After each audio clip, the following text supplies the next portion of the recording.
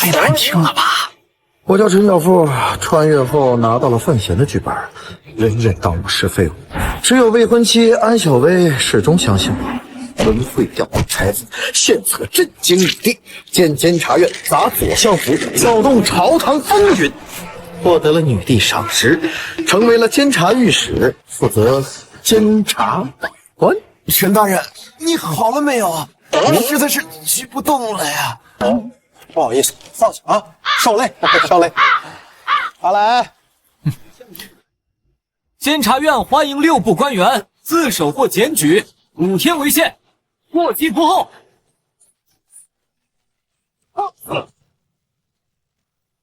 他的胆子！那刑部衙门正当值时候，陈小富，你让你的人如此招摇，还大放厥词，扰乱人心。本官看在你不懂规矩的份上，本次便不与你计较，还不快快离去！听到没有？还快滚！阁下是本官刑部左侍郎贾三江。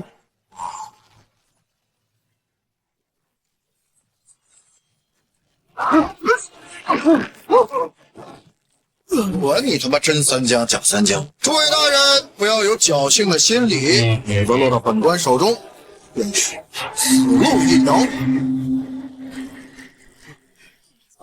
小云呐，走，去下个衙门。来人啊！来人啊！监察院光天化日在刑部大门前行凶，腥风血后，顺御林去剿灭他们！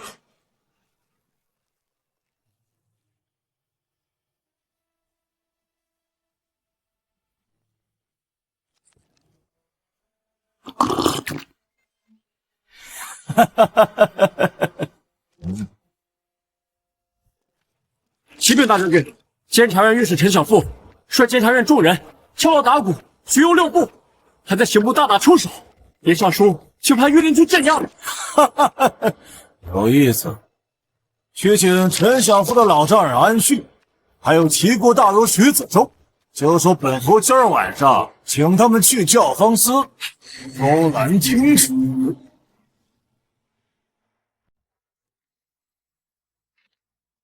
天网恢恢，吉安此举倒是有趣，不过朕不相信会有官员去自首。老农也觉得此事不简单，终究还得靠监察院彻查。不过朕倒是好奇，他是从何入手？这朝堂就是个铜墙铁壁，想撕开个口子可不容易。老奴以为小陈大人是想打草惊蛇。哦，众人皆知小陈大人与左相势同水火，此番举动必定会让那些贪墨的官员惶恐，他们或是自首，或是转移财产销毁证据。小陈大人等的正是这些异动，若众人按兵不动，才是铁板一块，一旦有了动作，反倒露出了破绽。他近日可去过内务司？前几日小陈大人忙于监察院之事，今日得空，想来此刻已经到了。你说是老鬼把他变成了鬼，还是他把老鬼变成了人？老奴看小陈大人的性子，老鬼怕是影响不了他。但愿如此吧。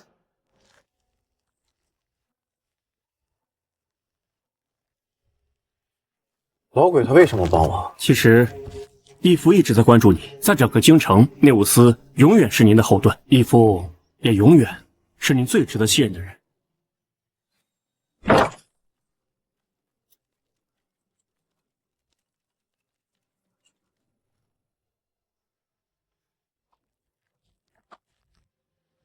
他们都说你这个地方像棺材，但是我不这么认为，我觉得挺好，够僻静。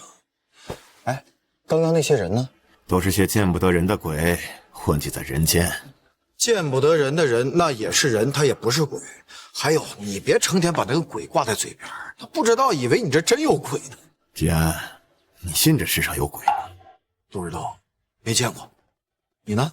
我倒希望有鬼，那样说明死亡不是终点，死后还能回来看看挂心之人过得怎样。你说，你有挂心之人？都是些陈年往事了，不提了。反正呢，现在我就是个孤家寡人，死后啊，怕连给我料理后事的人都没有。你放心啊，你死了之后，我肯定给你买副最好的棺材。那买哪儿想好没有啊？前朝国都吉庆的金陵山南麓有2棵琼花树，右边的那个下面有座坟。你啊，把我埋在左边，记得烧纸时给右边也上炷香，多烧些纸钱。季安，你见过琼花树吗？没有。记住，那棵就是琼花树。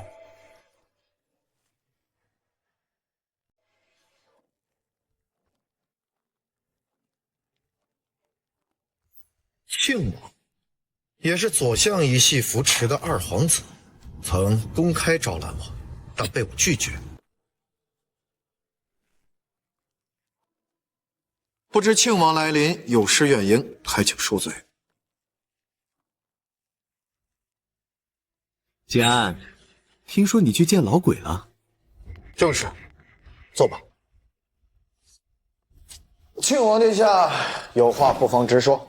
吉安呀，你可知这老鬼为何被母皇囚禁在那棺材之中？为何？我也是听说，当年老鬼意图谋反作乱，毒杀父皇。幸亏母皇有所察觉，可惜呀，这陈朝也是因他而亡。母皇被迫登基后，这才将国号改为大周。这怎么可能？犯下如此大罪，他居然还能活下来？母皇打断他双腿，留他半条命，就是想让他看一看这女人是如何当皇帝的。难怪说他没有亲人，原来……好了，我估摸着待一会儿母皇就会派人宣你去御书房告诫，千万呀别和内务司沾边，和他们沾边准没好处。这快下雨了，千万别把自己淋湿了。宫里的天说变就变。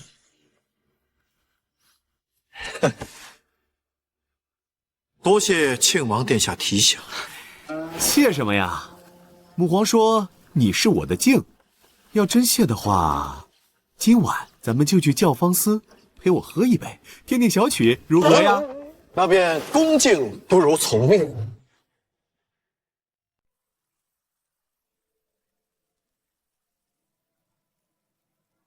关总，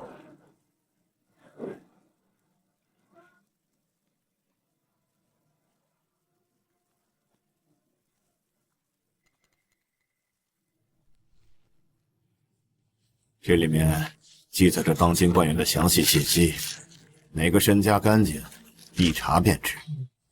内务司原本就是干这个的，现在轮到你了，如何发挥它的最大价值，你得好好琢磨。但切记，不可一网打尽。你还年轻，别急，5年不行就10年，10年不行就20年。等大周上下多半官员都是你的人事，内务司的这些鬼就能变成人，活在阳光下了。老鬼为何肯把这么重要的东西给我？若庆王所言属实，与他走太近必惹麻烦。或许真的应该写信问问奶奶。公子，你看起来似乎有心事。阿来，少爷很不喜欢当官啊。不喜欢就不当呗。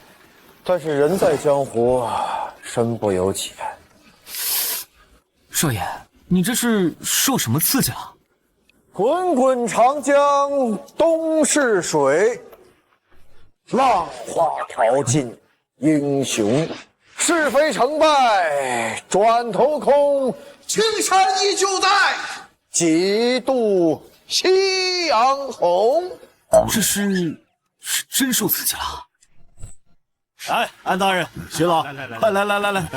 真是惭愧啊，路上耽误了片刻，还请先生、诸位恕罪。殿下请坐。谢侯爷。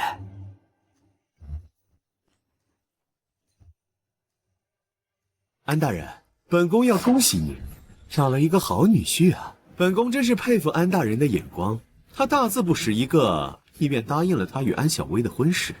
莫非你早就知道他的傻逼装？他装与不装，都是本官的女婿。六皇子诗词斗不过他，那是本事不济。安大人，少年义气，不必计较。殿下，侯爷今日邀你，一来是尽地主之谊，二来今岁河南天灾，这侯爷代表大周向大齐借粮。借粮，所借之粮，明年夏秋丰收后立即归还。殿下以为如何？本宫可以借粮，不过有一个条件。殿下请讲。用陈小妇的人头换本宫借大周100万担粮如何？一颗人头换100万担粮食，这买卖不亏吧？你身为齐国皇子，大庭广众之下输给了吉安，那是你本事不济，你竟想到如此卑鄙的手段，要他的性命，简直是白日做梦。唉，侯爷，你看这就没办法了。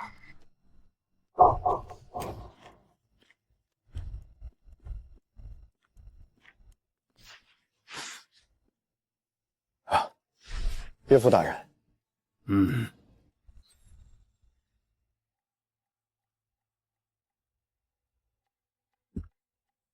原来是齐国的皇子啊，难怪这么有钱。怎么着？输不起？陈小妇，别紧张嘛，我又不会吃了你。但是我觉得你这人怎么这么小气啊？不就是输了点银子吗？至不至于要了我的脑袋。你如果不愿意用脑袋换的话，那本宫就不借了。哎，我怎么记得我在进京途中，除了申叔泰的人，还有68个对我袭杀的黑衣高手？皇子殿下是不是忘了？我曾经说过，任何想要我命的人都得死，哪怕你是齐国的皇子，也不例外。阿来，你敢？你看我敢不敢？吉安啊，切莫冲动啊！我们做笔买卖如何？用你的脑袋换这100万担粮食。如果你同意的话，我就不追究你袭杀我之事，如何？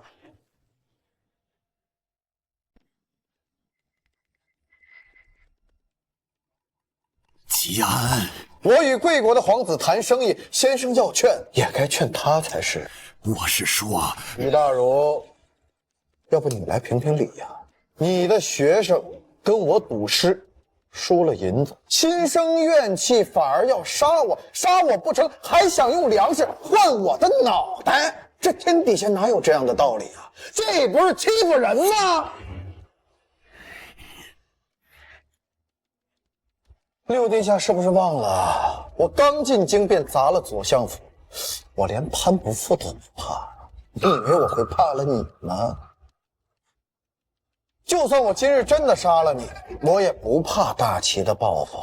你死了，皇位也就与你无缘了。就算大齐因此兴兵，大周覆灭，那我也可以换个地方生活。但你不一样啊，你死了，可就什么都没。好，本宫现在就写信借100万担粮到达州。听不懂话吗？我说的是换，用你的脑袋换。另外提醒你，别想着写信让你父王发兵讨个公道什么的。你呢，总共有7个兄弟。哎，你想一想，如果我把你在大周的丑事都告诉他们，他们会怎么做？好了，哎，六皇子不要紧张啊！我相信你是聪明人，不会做这种蠢事的。如果我要是你啊，我就先不想着怎么报仇，先入主东宫，等将来登基之后，他不是想干什么就干什么吗？如果你要能听懂我这番话，也不枉你交了这100万担粮食的学费。多谢。孺子可教。如此甚好。既然六皇子殿下慷慨解囊，不如共饮一杯如何？陈兄的一番话，玉夫豁然惊醒。你能惊醒最好，说明你还有救。我呢，最烦那种什么本事都没有，却听不进去别人话的。你呢，把粮食送过来，我也不追究你袭杀之事，成交。多谢。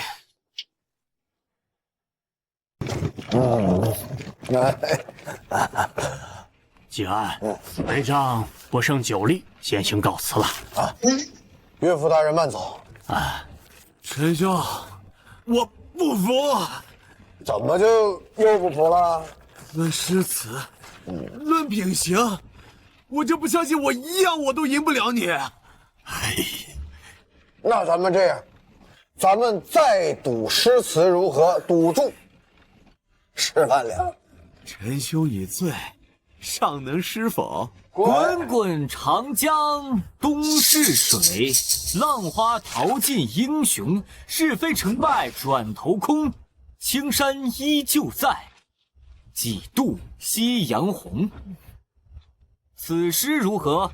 不赌了，你又要骗我的钱。哎，玉父兄，其实啊，今天晚上也不全是骗你，最起码有一句是真的，那便是做人目光要长远，切莫贪图眼前的蝇头小利。玉父啊，以后啊，你得以吉安为敬。您错了，这母皇都说吉安是我的敬，两位可莫要跟我争啊！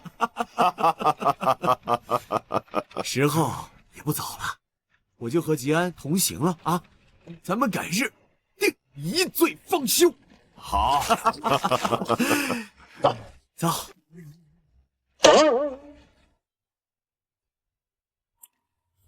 这首词很好，好啊，太好了，能入文风阁的第7层了。此子是谁呀？好像是吉安的保镖，叫阿来。好词，如此少年竟然有这般豁达的心境，没想到连陈小富的保镖都如此厉害，本宫真的是自愧不如。侯爷，本宫先行告辞了。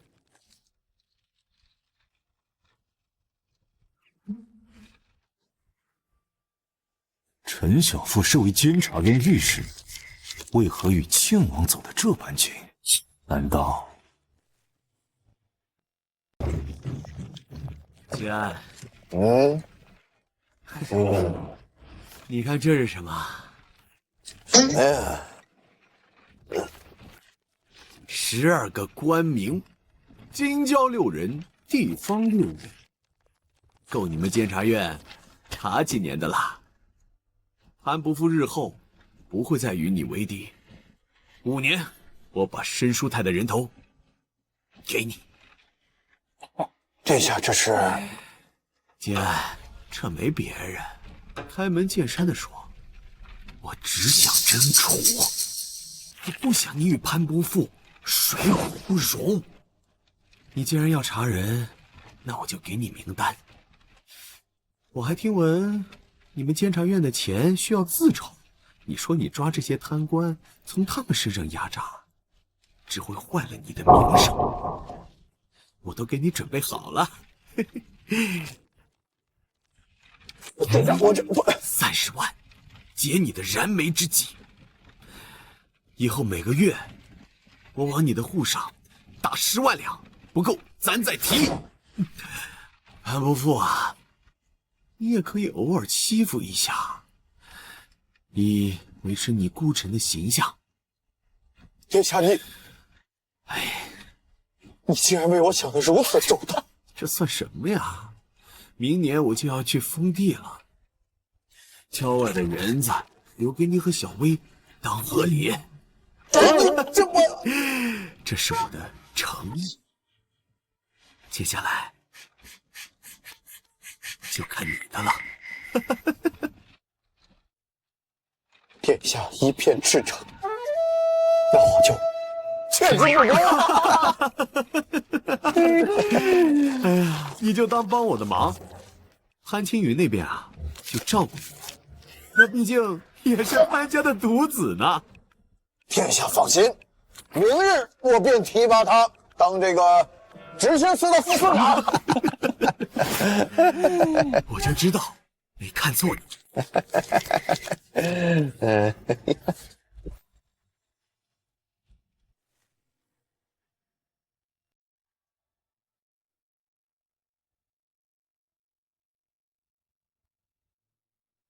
你看，我说这嫁给当官的不好吧？他才入朝11天，应酬就这么多，都深夜了还未归啊！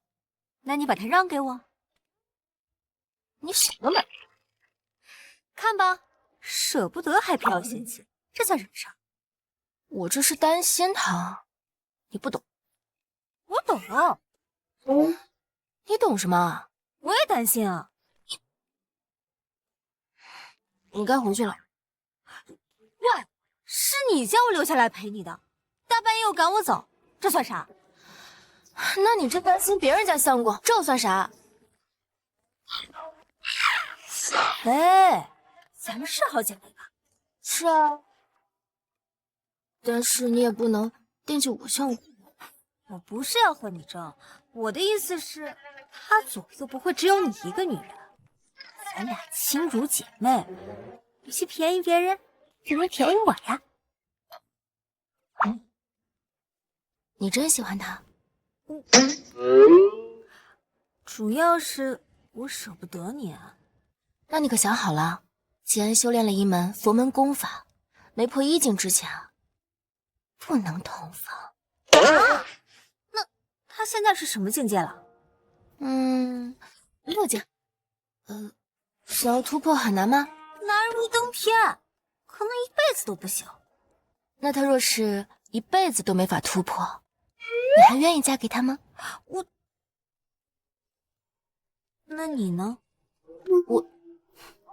我和吉安是精神共鸣，有无男欢女爱都无妨，只是遗憾没法为他生儿育女罢了。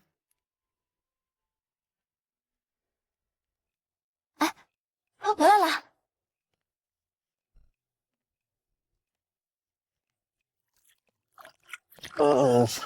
然娥，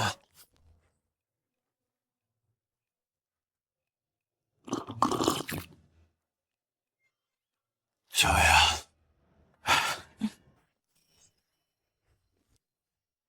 有妻如此，夫复何求啊！哎呦，这怎么还有个电灯泡在这儿呢？怎么了？那我们夫妻同眠的，咋的？你要当通风丫鬟呢？我敢当，你敢说吗？娘们怎么变虎了呢？怎么？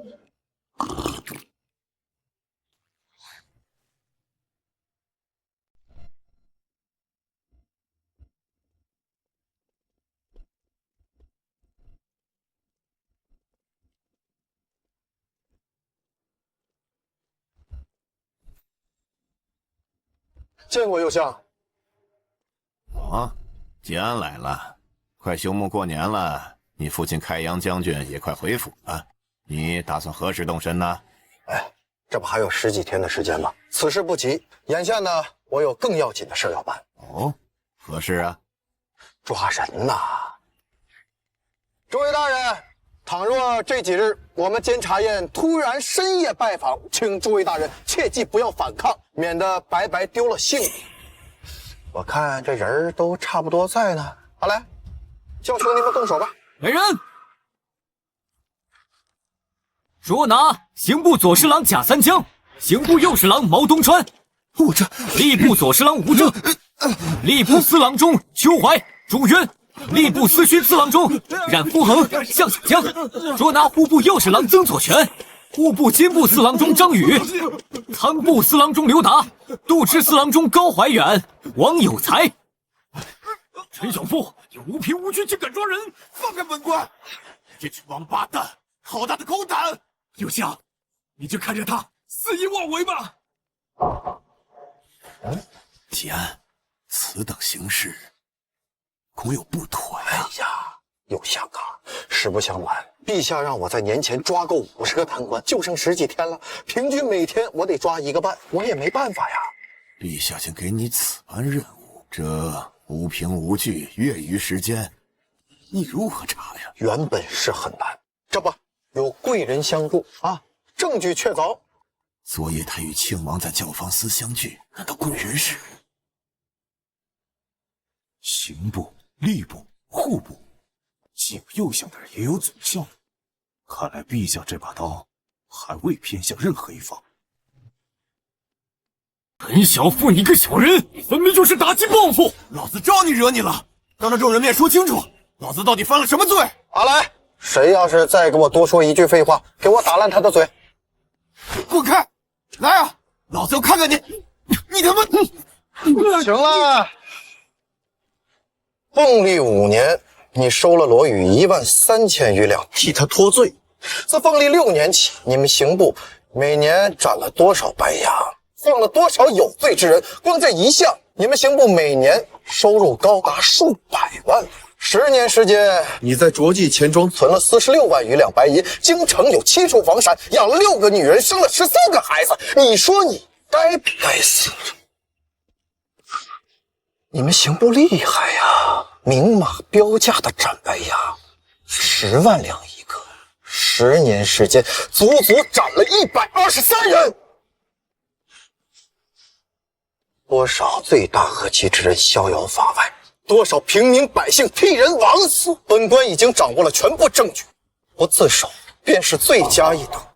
忘了告诉诸位了，我监察院没有牢房，只有刀。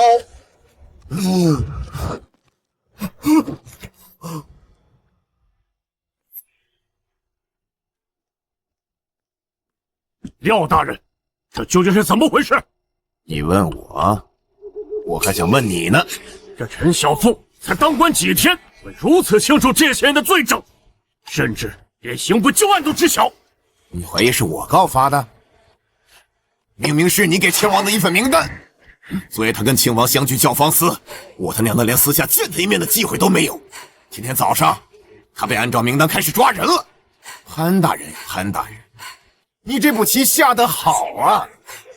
不惜献祭3个侍郎、4个郎中，不惜舍弃整个刑部，也要将我户部一网打尽吗？老夫给庆王的不是这份名单，那他是怎么知道的？老鬼，老鬼，你我都大人了，老鬼这是想让我们知道，内务司虽名存实亡，但他依然可以通过监察院左右官员的生死。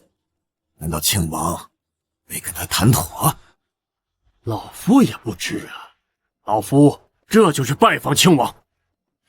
哎，老夫对你的承诺不变，当下最要紧的就是要让陈小富雷声大雨点小，肯定要付出巨大代价。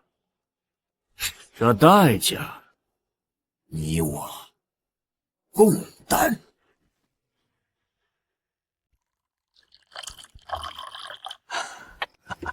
来，您喝茶。听说你一早抓了12人，你不审案，跑我这儿来干？审案由审判司的长春负责。你看，我这不是收了庆王的好处吗？转手我就把他的人抓了，这显得我有点不太厚道，所以啊，我来你这儿躲躲。我的风言风语你也听说了，来我这儿你不怕陛下不满？怕呀！不过这天底下恐怕没别人敢来您这儿了，更何况贪官还没抓完，陛下呀不敢动。那倒也是。哎，对了，那个向您打听个事儿啊，这三皇子的生父到底是谁？你问这干嘛？算是替庆王问的吧。他呢是先皇的血脉，而这个三皇子呢又是陛下与面首所生，他肯定容不得皇室的血脉有所污染。这不收了人家的钱嘛，所以好歹是办点事儿。行，那我查查。那您多费心，我走了啊。这就走啊？啊，回审案啊？审案不是有审判司吗？哎呀，这不是怕人家查不明白吗？坐下。小陈大人，庆王有请。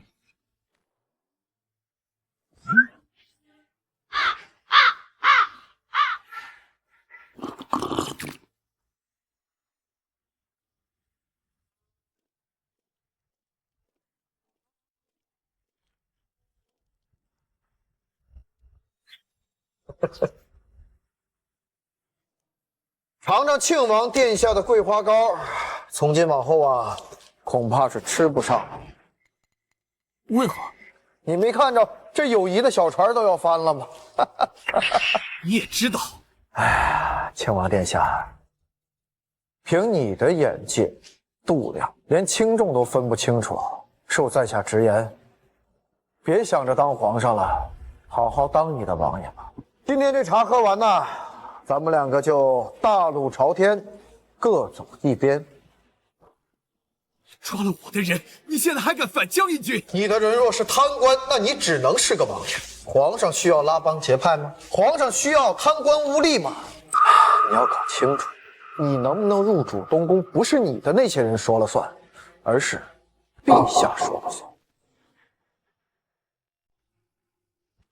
那我该坐吧。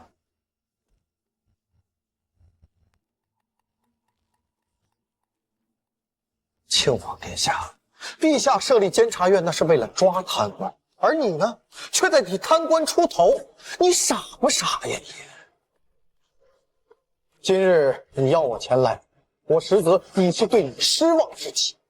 吉安，我还没入主东宫呢，我需要他们。你又错了，就连老鬼都不敢在陛下面前耍心眼儿，你凭什么？你以为你与潘伯父这些人的勾连，陛下不知道？他看的是一清二楚。你猜陛下为何到现在还不立太子？权衡利弊吗？实则他在观望。河南道一事，陛下已是对定王失望之极，而你又在宫中拉帮结派，这已然是犯了大忌。陛下派你去封地，就是为了让你远离这些派系之争，更是防你生出不臣之心。吉安，你是了解我的，我绝无此意。你若真是绝无此意，那你为何要娶潘家女？为何要保申叔泰？又为何要替贪官出头？你只是觉得你的力量不够罢了。你要搞清楚，你是陛下的儿子，你不要想着去做什么权臣、能臣、忠臣、奸臣，你只需要做好他的儿臣，不站在他的对立面，仅此而已。在下要接着去抓贪官了，陛下那边还等着用银子呢。庆王殿下，好好想想啊。好的。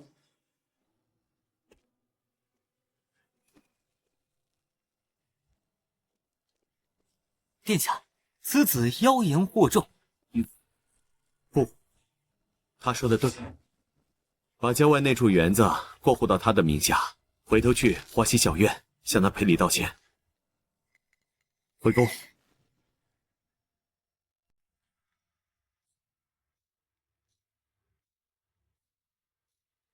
左相，监察院查抄被查官员12人，家产达1000万两。陈小富没缴户部，全存了着记钱庄的私户，这是假公济私，要不要向陛下提一句？好个陈小富，升我孙儿潘青云当执行司副司正，让他带头查抄，这哪里是查贪官，分明是想挖我左相府的根。左相息怒，好在右相那边也损失惨重，但不能再让他这么胡来了。如今庆王闭门不见，反倒是去了花溪小院2次，真是令人费解。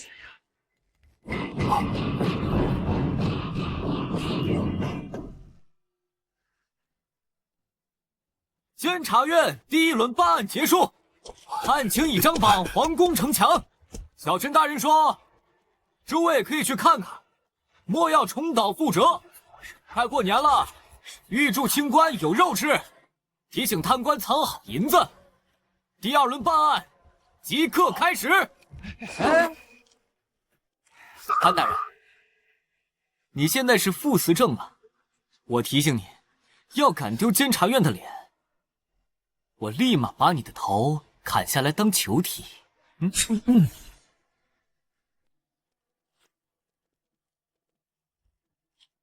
潘大人救我啊！梁大人救救我！潘大人救我！潘大人，我全担了，只求潘大人照顾好我一家老小。刘夏，你不说陈小妇不会毒我们吗？你把我害惨了呀！诸位休要胡言！小陈大人早说过，莫伸手，伸手必被捉。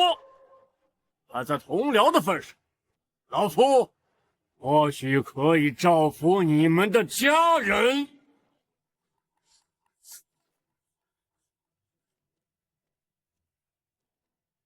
你们该说什么，不该说什么，自己掂量着办。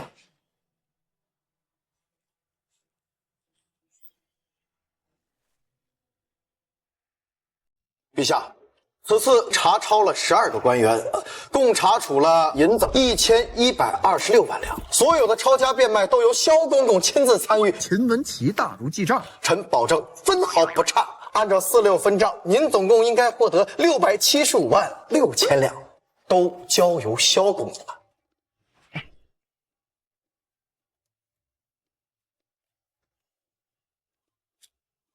继续查，这些贪官拿着朕的俸禄，背着朕作恶。该抄家长得好看的家眷也一律卖到教坊司，房子也再收了再变卖。年前再抓个几十个，这样越多的银子越好。陛下不可，若是这样的话，朝廷恐怕难以运转。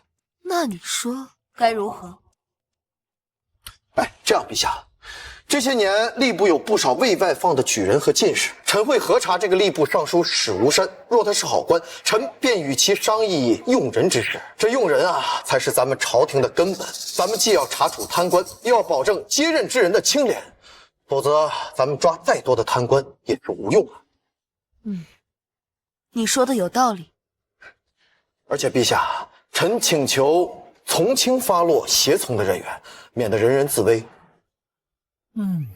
好，就按你说的办。朕在想，这要是有你这么个优秀的儿子，该多好啊！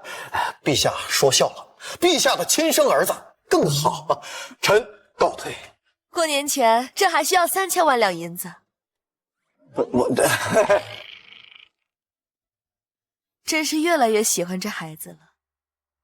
他那孪生兄弟，至今都没有任何消息吗？回陛下，凤玄好已经查了多年，当年祸事太大了，死者众多，老奴以为早已不在人世。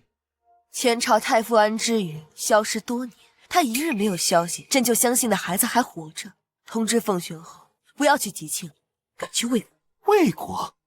魏国长陵君把最好的铁匠送到了花溪别院，难怪他的护卫刀立甲剑。再者，内务司长生殿殿主诸葛青云曾经在魏国长怀君府上出现过，朕断定安之云和那孩子必定在魏国。老奴这就去办。史大人，这些各地捕录的名单，还有官员考评都在催着问。不着急，让他们等等。好。史大人，不是让等吗？小陈大人，小陈大人，小陈大人怎有空闲上我这儿啊？这不是廖相说了吗？咱们官员之间要多走动才是啊。哎呦，走动好啊，越走越近嘛。哎呀，我原本想拜访监察院的，可惜吏部有5人犯事，这人言可畏，总要避避嫌嘛。哎呀，史大人呐，倒也不是在下为难你，实在是皇命在身呐。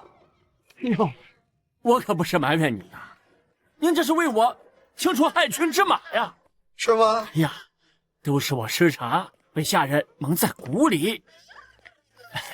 若吏部官员还有人犯事，我定全力配合，绝不姑息。行。史大人不用紧张，在下今日前来是想见一见你们那个吏部的员外郎赵烈。我可听说此人不得了啊，在位12年，笔下绩优的官员上百，更是有着无数的进士和举人通过他的门路进入朝堂。传说当中找他办事可比找吏部侍郎还要好使。史大人，能否带我见识见识这个手眼通天的袁万良？您说笑了，这官员考评岂是他一个员外郎能定的？他只负责文书管理。小陈大人，您莫不是搞错了？希望如此。倘若他真是清白的，我监察院绝不为难。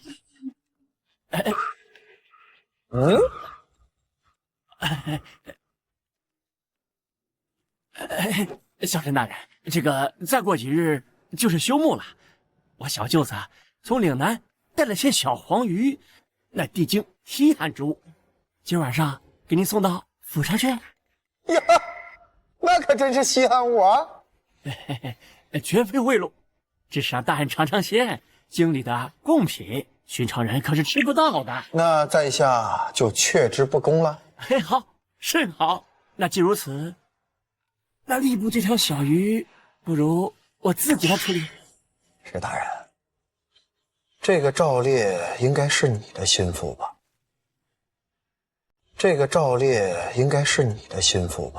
所有来找你办事的人，应该都经过他手。我说的没错吧？小陈大人，我这个人呢，说话直白，而且我相信史大人应该能明白我什么意思。陈大人之恩，石某没齿难忘。行，带上你的小黄鱼，晚上来我家吧。告辞。好，那我送大人。不必，这要是让人看见了，多不好啊！对了，史大人，千万别想着去找潘伯父，他现在呀，自身难保。记下了。陈大人慢走啊！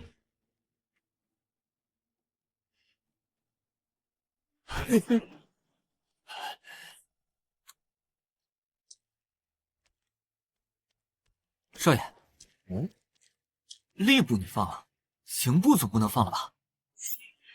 这刑部啊，可是我挚爱左相的老巢，本公子焉能放过呀？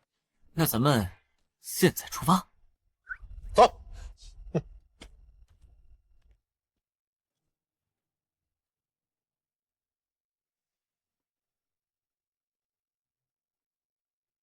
里面的人听着，你们已经被包围了。监察院奉旨彻查刑部，速速开门，否则我们就要砸门了。陈小富，你敢！喂，给我砸！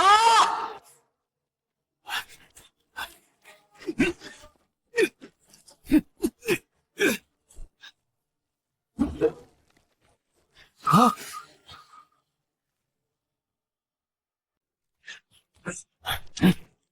走！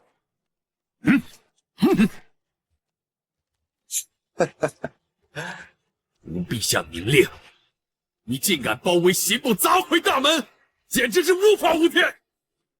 喊什么喊？都给我站好了！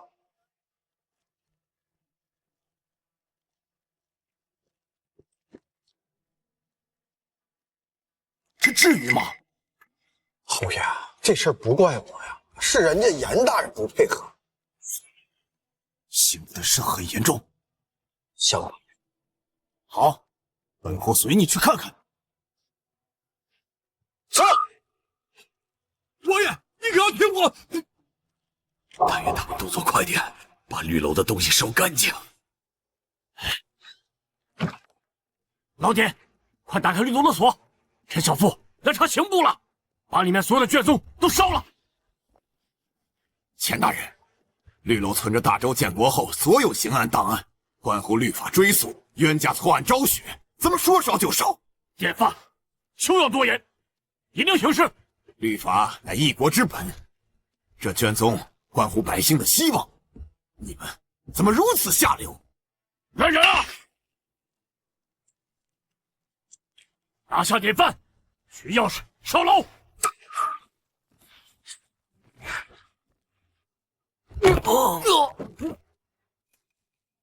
典范，你可是会武功的，自幼便练，为何从未有人知晓啊？你们也没问我。这些卷宗要是落入陈小富手中，你可知会有什么后果？刑部乃一国公正之处，我记得刑部审堂的堂上挂着“公正廉明”4个大字，你们知道这4个字什么意思吗？即便知道，却很少有人知道这4个字的分量。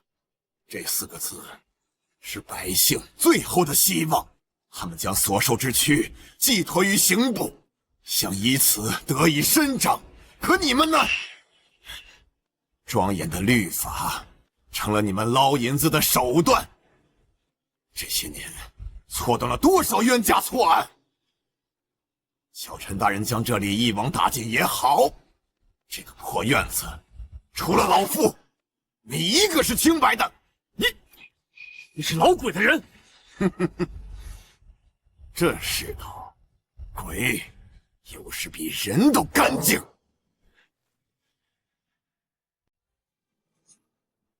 哎，这些账本卷宗都给我管理好啊！景安，将刑部人员全部羁押，这么大的事，你该进宫请陛下定夺才是。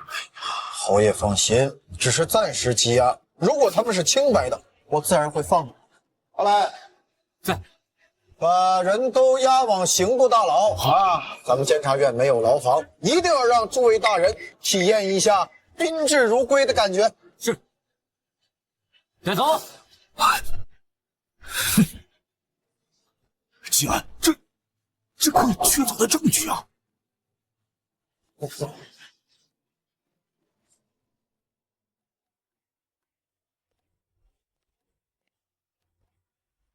老范，哎呦，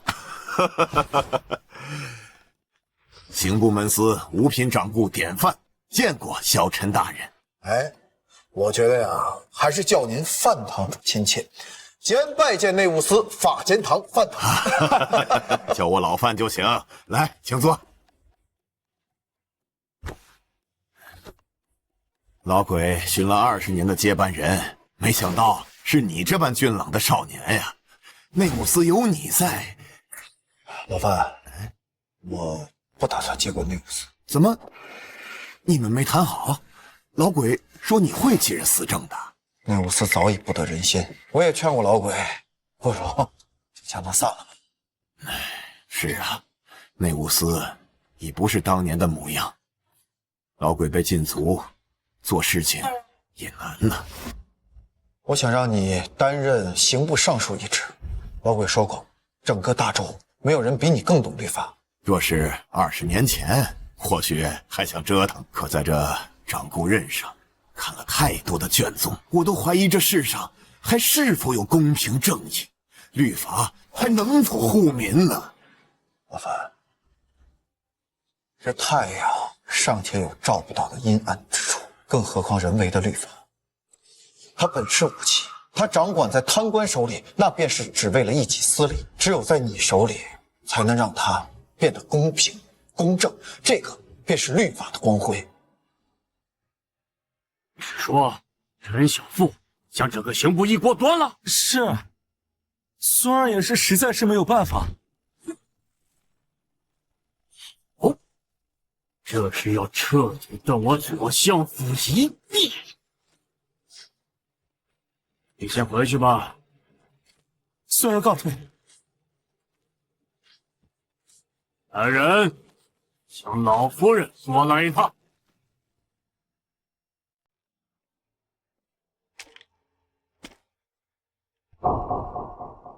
袁大人，陈小富，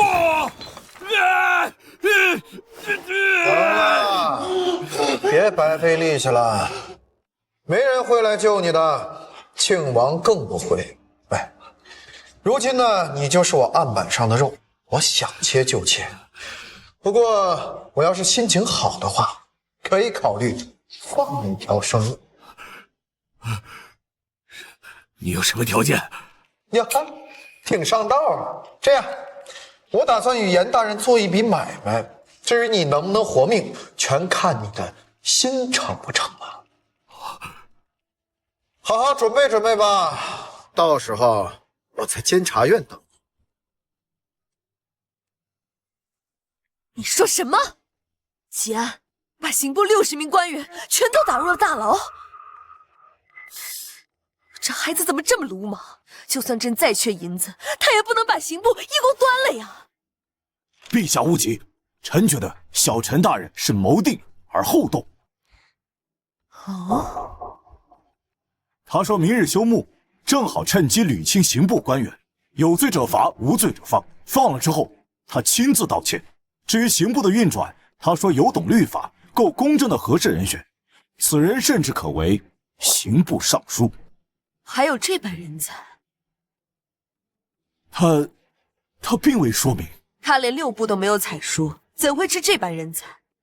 定是老鬼教唆。朕倒要看看老鬼是什么心思。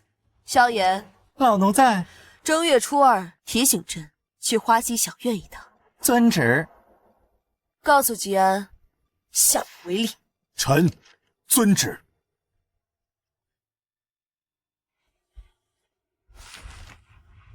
义父，您是对小陈大人的举动不满？我是担心潘伯父狗急跳墙，老黄、庄庆蝶都不在吉安身边，只剩下3舅的阿来护着他。我怕。安之瑜说到蜀山了吗？蜀山也同意派人下山，让他们动作快点。司长，不好了，申玲珑的身影消失了。什么？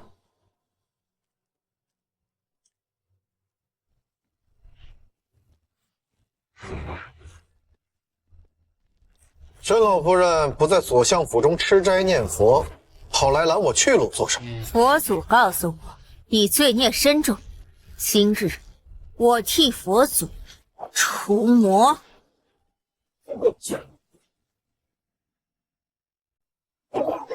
所以死心。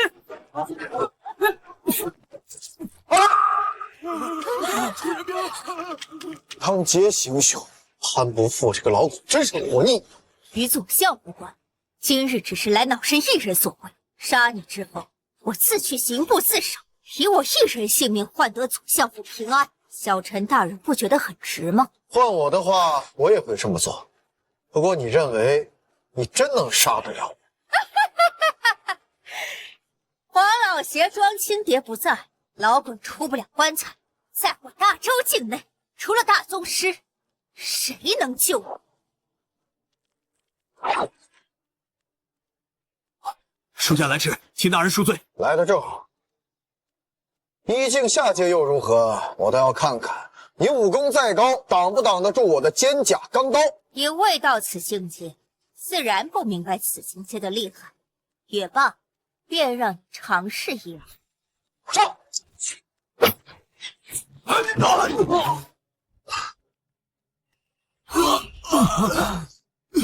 这便是一境家长的力量。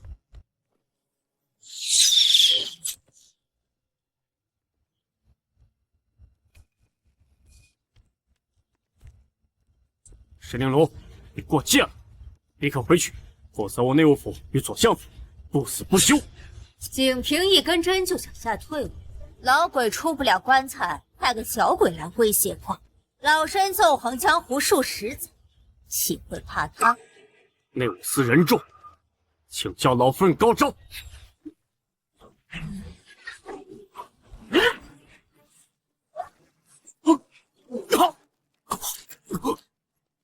云兄，不必挣扎，我烧了你的右肺，你就好好的替老鬼看着我是如何斩杀了他的希望。上次让你侥幸逃脱，这一次我就破了软甲。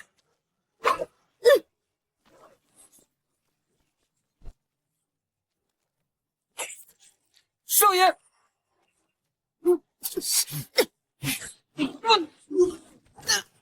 今日老身不滥杀无辜。陈小富，你放心，杀你之后，我自会赔你。你不怕？这个疯老太婆，要死自己死去，别拉上我！哼，这可由不得你。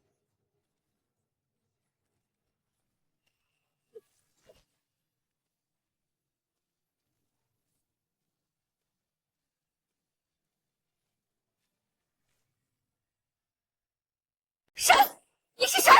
你说大周非大宗师不可杀你，我想试试。大宗师，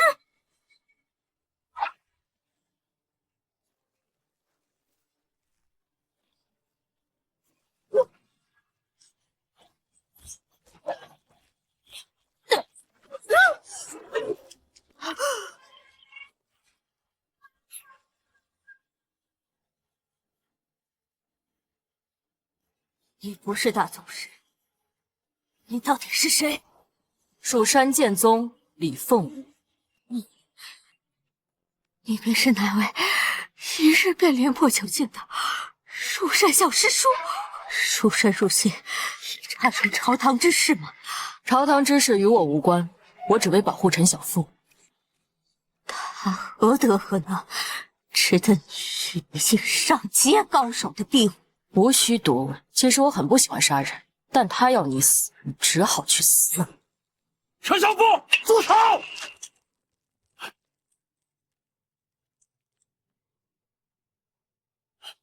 陈小妇，小陈大人，你究竟想怎样？老贼，我发现你最近胆子有点大呀，吃豹子呢。看来你孙子还是没有把话给你带到。我呢，是一个记仇的人，谁要是不想让我好过，我便让他鸡犬不留。我也是个尊老爱幼的人，如果有人为老不尊的话，我也不介意给他点原则教教。动手！你敢！这天底下总有一些自以为是的人，他给别人立了很多规矩，他想让别人遵守这些规矩，而他呢，又无视这些规矩。他总以为自己有权有势，便可无法无天，高高在上，视其他人为蝼蚁一般。但我陈小凤偏偏不喜欢这一套。动手！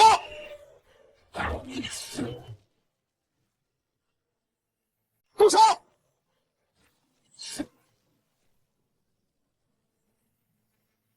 快点去！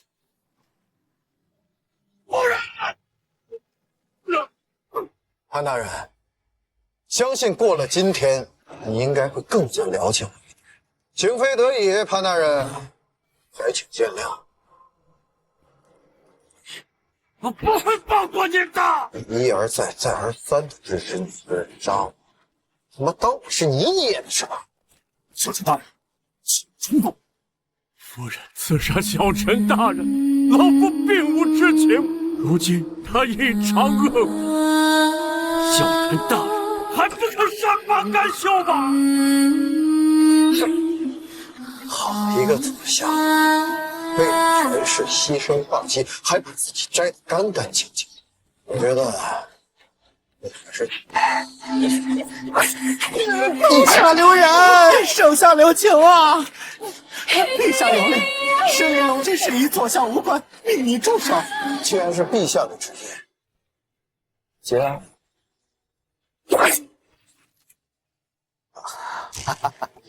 多谢高手兄相救。不必，宗门要求，日后我就跟着您。欢迎啊，管吃管住。不过我好像跟蜀山剑宗素无瓜葛。我们蜀山欠了一个人人情，我不知道是谁。总之是对方的要求，我必须完成。好，好。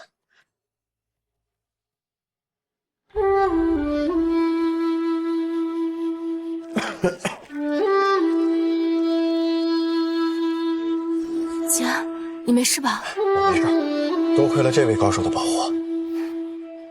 进去吧。好。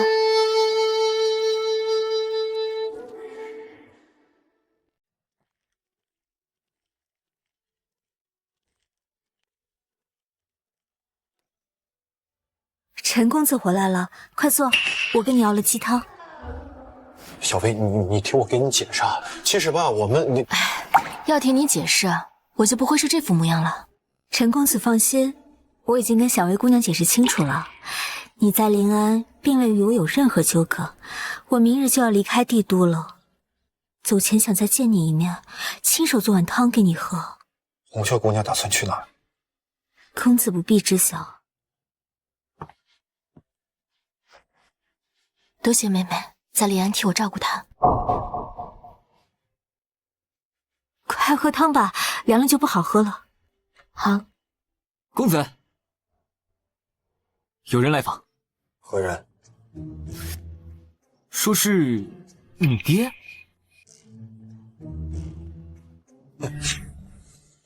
叫进来吧。哎，该你亲自去迎才是啊。也是。走。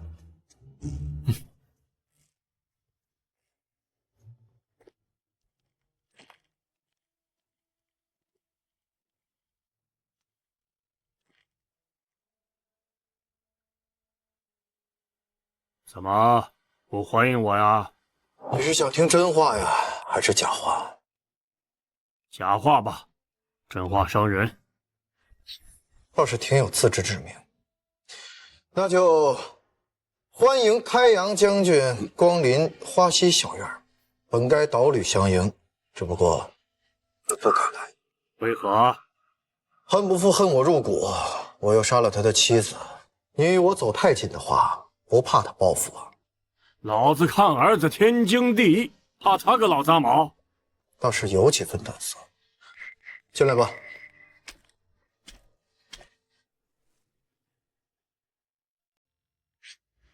潘不负希望事情到此为止。所以说你是过来当说客的？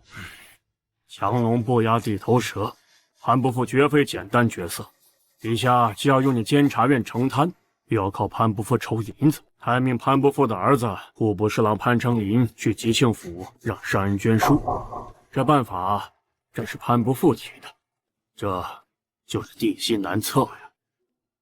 无论神灵龙之事，潘不负知不知情，陛下都会保他。所以说，你觉得你是在保护我？当初申叔泰追杀我的时候你在哪儿？现在觉得我这个私生子动静闹大了，不得不来找我了吧？我告诉你，我这辈子最烦的就是你这种虚伪的小人，而你也从来都不配为人父亲。陈小富，小点声！拍坏了3万两啊！我告诉你，其实你今天根本就不应该来，而我也不会认你。你这是自作聪明。倘若你还有一丝善意的话，最好离我远一点。你也别想着和潘伯父联手对付我啊！不是怕了你吗？我陈小富不怕落了个弑父的骂名，但是安小薇在我，所以是谁给你的勇气？老鬼吗？梁静茹啊！我给了他勇气啊！见过伯父。秋木将至，你来帝京的第1个年，姨娘说该回府里吃顿饭。啊，梁姑娘这是来找小薇的吧？如果没猜错的话，她应该跟红袖在后院赏花。我带你去。哎，伯父来了，怎么不倒茶？年关近了，开阳府得去，记得带礼物。还有安府，你们虽未成婚，名分已定，也该去拜访。等你有空，我请你去天枢将军府坐坐。哥哥佩服你，父亲过年回来也会对你另眼相看。哎，你爹回来告知我一声，许久没见他了。这是要双方父母见面。对了，文昌学宫15有文会，我和小薇陪你去，期待你作诗打脸那些不服你的人。伯父，你们聊，我找小薇去。这丫头今天是脑子出问题了。不过天枢将军深受陛下信赖，去拜访也好。这位梁郡主给了吉安勇气，莫非天枢将军早有示意？好，好，你搁这好什么好？人好，茶好，样样好。样样好跟你有什么关系？自便。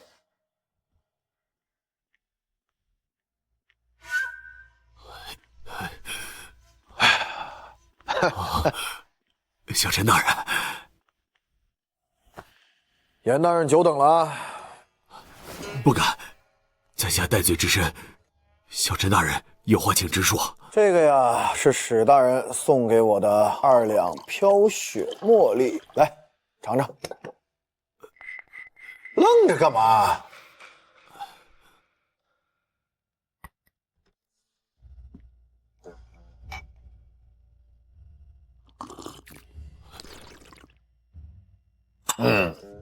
这史大人的茶还不错，严大人觉得如何？好茶呀，有眼光。既然严大人觉得这茶好，那这碗茶便卖与严大人，不知严大人愿不愿买？愿买啊！此乃峨眉极品竹叶青，配好茉莉，这可遇不可求啊！在下愿出2000万两。2000万两，这茶可是4000万两，如何？行，4000万两，这钱交了之后，严大人也就不用在牢房接着受罪了。那小陈大人，这刑部尚书之位，想什么呢？啊，这个位置他是用钱来衡量的吗？严大人，我们监察院已经查明，你和你的家人在京城的着记钱中，算上存款和财产，一共价值1亿5千万两。别紧张，我呢也不赶尽杀绝，这4000万两算是你和你家人的买命钱，另外再交9000万两的保释金，你就可以回去过年了。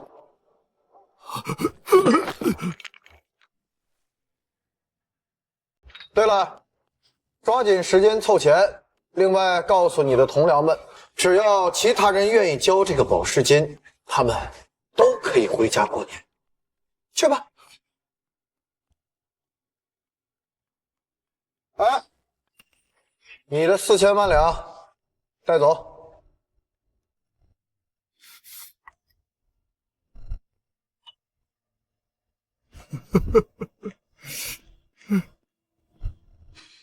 你可给我滚！怎么的？我有关？我以为你跟其他官员不同，没想到同是蝇营狗苟之辈。高手兄慧眼。再说了，我也从来没说自己是清官啊，实不相瞒，就是想多赚点银子罢了。你这辈子难破衣镜，要我子嗣传承，要那么多银子有何用？不如杀光贪官，名留青史，还能受百姓香火。你错了，我呢确实是需要很多银子，而且这天下呀，也不是靠抓贪官就能救。这天下不是挺好的？表面光鲜亮丽，实则破败不堪。那怎么办？与其缝缝补补，不如重新来过。哎呀！久等了，石大爷。小陈大人，今日下官前来，一是串串门，走动走动；二是呢，带了点小黄鱼，让大人看看成色。大人请看。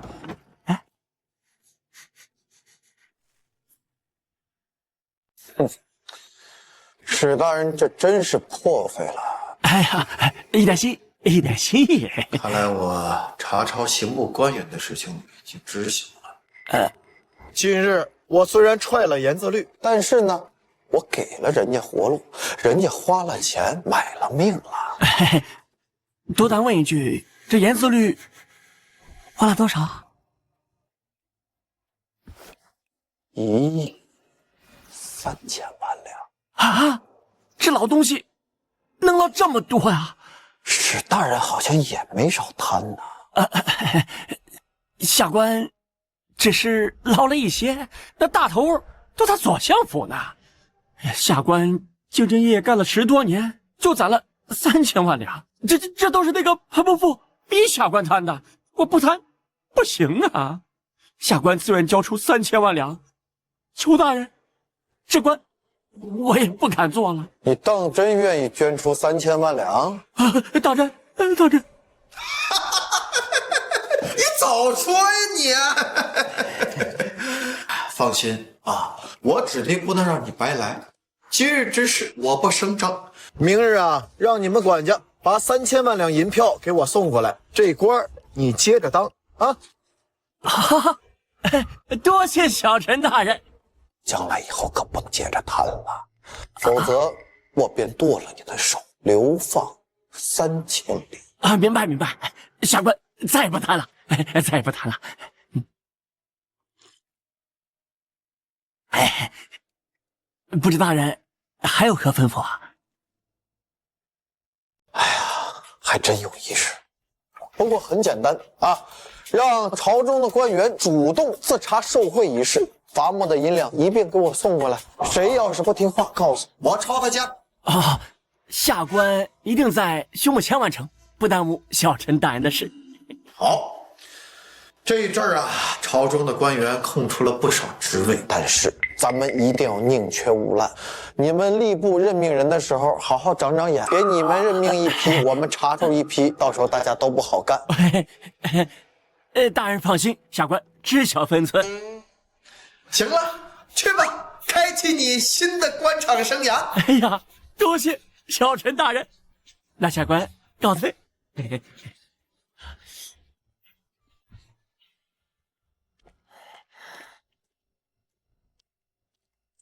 刑不全灭，吏部若不听从，恐怕也是同样下场。陈小福清除了左相在两部的势力，空缺职位会让右相填补。这一阵儿啊，朝中的官员空出了不少职位，但是咱们一定要宁缺毋滥。你们吏部任命人的时候，好好长长眼。哎呀，他如今是孤臣，或许不出2年，就会成为我大周最大的权臣。潘大人，你这是？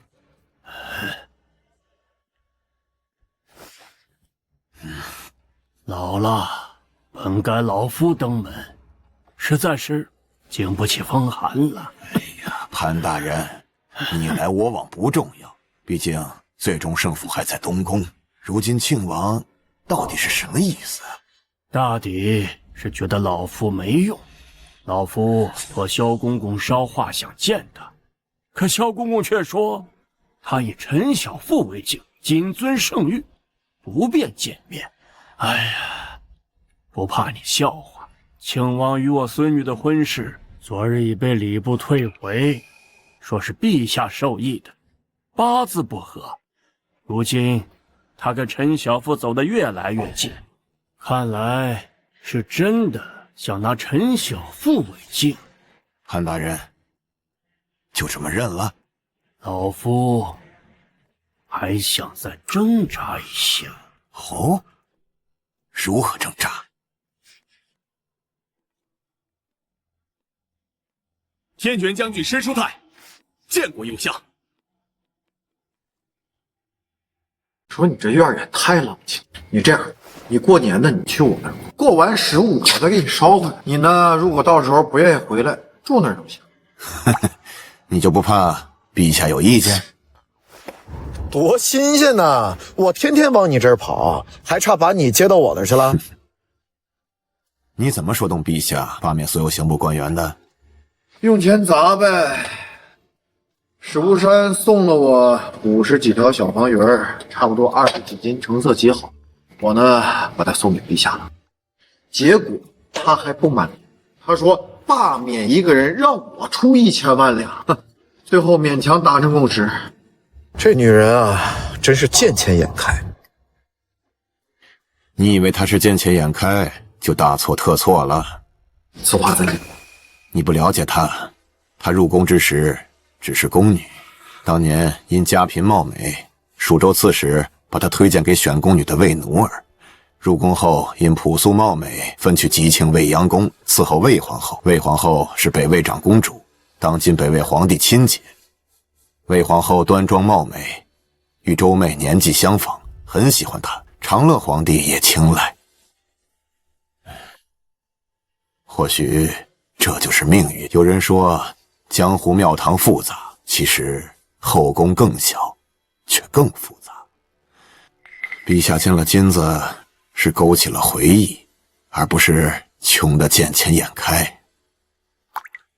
他入宫的第1年，魏皇后赏赐的就是条小黄鱼，让他存点提几年，将来出了后宫，好舒舒服服的过日子。没人料到，就这条小黄鱼让他生出了野心。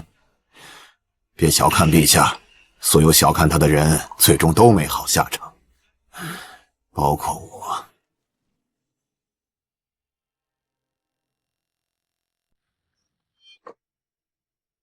您怎么确定就是那条小黄鱼勾起他的野心？他入宫的第1年，是和我在内务司过的。我记得那天吉庆漫天大雪，他格外开心，坐在我的小院里，从怀里取出麻布包裹着里3层外3层的小黄鱼。那一瞬间，我看到了他眼里的光。他说这是魏皇后赏赐的，他很喜欢，还抬头问我，老鬼，要是将来我们有花不完的金子该多好啊。他眼神炽热，我第一次看见他对财富的强烈渴望，那渴望就是野心，那野心没有让我心悸，反倒让我蠢蠢欲动。所以你帮助他推翻了陈朝。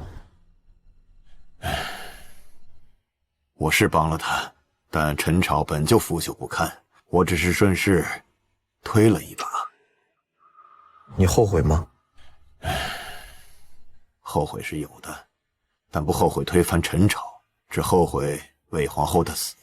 她是难得的好皇后，后宫里除了她，所有的人都该死。可她却死了。不提了，世上没有后悔药，错了只能弥补。弥补谁？弥补什么？你不是让我帮你查三皇子的亲生父亲吗？有消息了？还没有。过年呀，还要守着这棺材，就不去你那儿了。我老了，年年都是清静过的。你的心意，我领了。行了，来，新年新气象。明日啊，我让人过来给你布置窗花灯笼。年30我再给你找一个最好的戏班，跑你这儿来热闹热闹。行了，就这么地儿啊，我走了。好，慢走。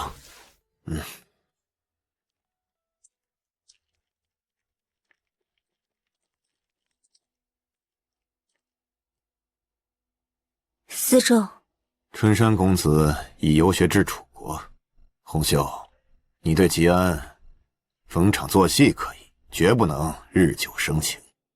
他现在练了佛门功法，更不能愿你所愿。你去楚国找春山公子，通过他接近楚国的那位太子。红袖领命。老典，就剩下你一个人了？是啊，这么大院子就剩我了。哎，左相大人今日怎么有空过来？听说小陈旦抓了刑部的官员，又给放了，我觉得奇怪，就过来看看。有什么好看的？刑部的耻辱。哎，这门何时能装上？小陈大人，请工部做了，想必今天能送来。哎呀，这雪下这么大，你这扫了不都是白扫了吗？扫去旧雪，堆积的才是新雪。这新雪总比旧雪干净些。戏班子呢，我已经请好了，明天有时便来。今年过年我就回去陪小薇，不陪你了啊。我呢，让酒楼送来一桌席面和几壶好酒。哎，你别喝多了，耽误看戏。然后你看看这边还有什么需要？哎呀，这已经很好了，活了大半辈子，头一次这么过年，新鲜。哎，本来啊，我还叫俩姑娘，准备让她们陪你，后来怕你身体吃不消，算了。还好你没叫，这是要了老夫的命啊！吉安，练功的事儿你得用心些。我知道，我跟小薇年底就要成婚了，我这晚上我也偷偷的练，但就是没什么进展。哎，又没有李凤舞那样的天赋。犯了年，多花时间修炼，等你和小薇有了孩子，让我看一眼，我就能无愧于心的去死了。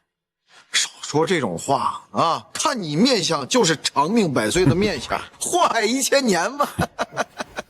哎，这个等我跟小薇成婚以后，孩子长大满月了，我就抱过来给你看。武功的事你也放心吧。你和小薇啊，生的都好看，将来孩子生下来也肯定漂亮。你母亲当年也很漂亮。您认识我母亲？她到底是谁？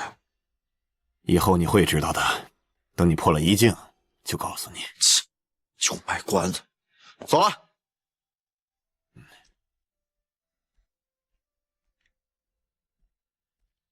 义父，庄青蝶为何给季安选这门功法？他可有说辞？他说陛下练的是凤影9天神功，这天下间唯一能破此功的，便是大威天龙神功。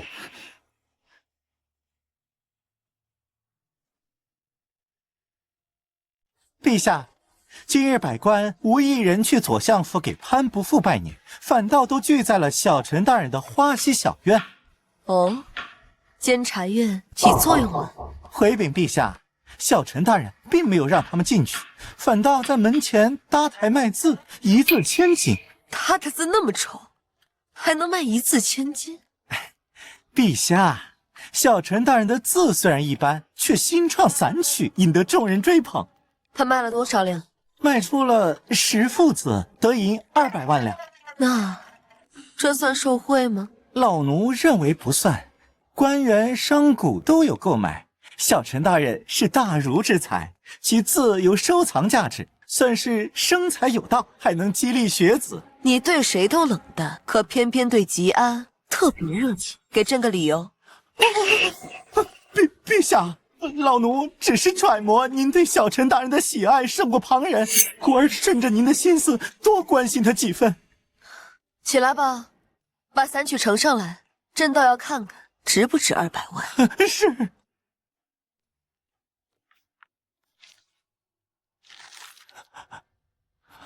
山坡羊，峰峦如炬，兴百姓苦，亡百姓苦。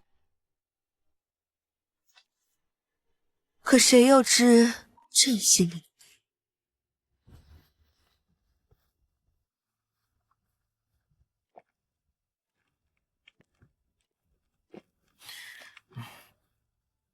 衣带渐宽终不悔，为伊消得人憔悴。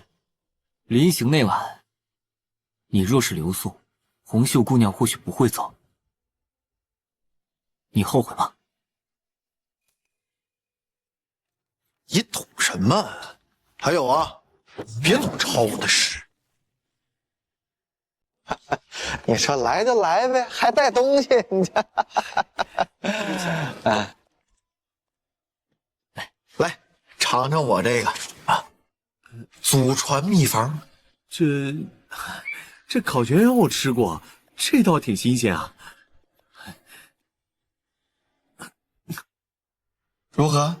不错，1万两银子一串啊！季安啊，我听说你卖出去了10首散曲，你也给我写一首，像那个梅花三弄那种曲调的呗。亲王殿下，不是我说你，都什么时候了，你还有心情唱歌？哎呀，不是我唱，是京城第一花魁刘诗诗姑娘觉得好听，只可惜啊，就一曲，便求我替她再讨一曲啊。那行，那这样啊，10万两银子一首。季安，你这不要光看钱。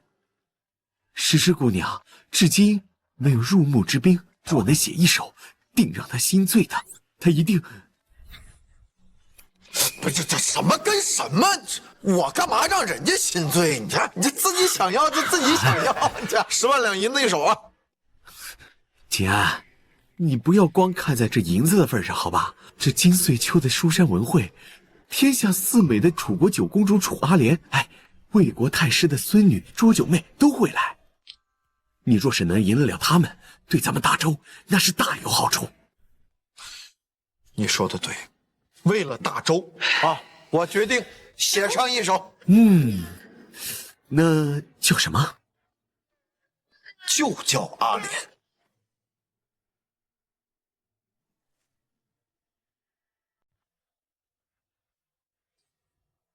行了，简安，这诗词你就多多费心吧。行，去你的吧。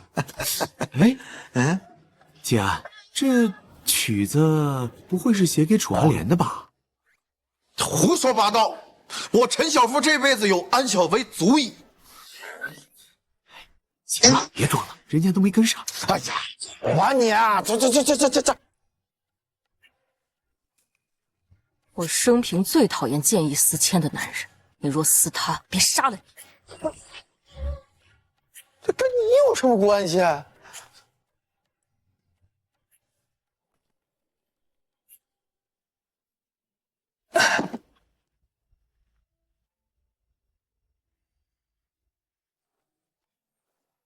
你上来干什么？就是跟高手学习学习怎么修炼，怎么才能快速突破？想破自然就破了。你看你长得眉清目秀，说话咋那么气人呢你？我听说这天底下有5个大宗师，你知道都是谁吗？东齐落花溪顾惜花，西楚霸王刀向问天，南越多情箫犹多情，北魏夺魂枪闵西风，还有大周萧氏浪子萧长流。这5人中，萧长流最为年轻，约40余岁。向问天经历最为传奇，32岁破大宗师，曾与楚江以一镜上阶之力斩杀大宗师穆苍山，后应楚王之邀入皇室为供奉，江湖再无踪迹。你说你也是一境上阶，你要是对上大宗师如何？不知道，没试过。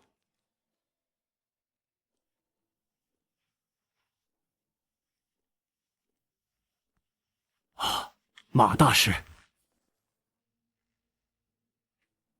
怎么斗不过陈小福，又想起贫僧了？大师此言差矣。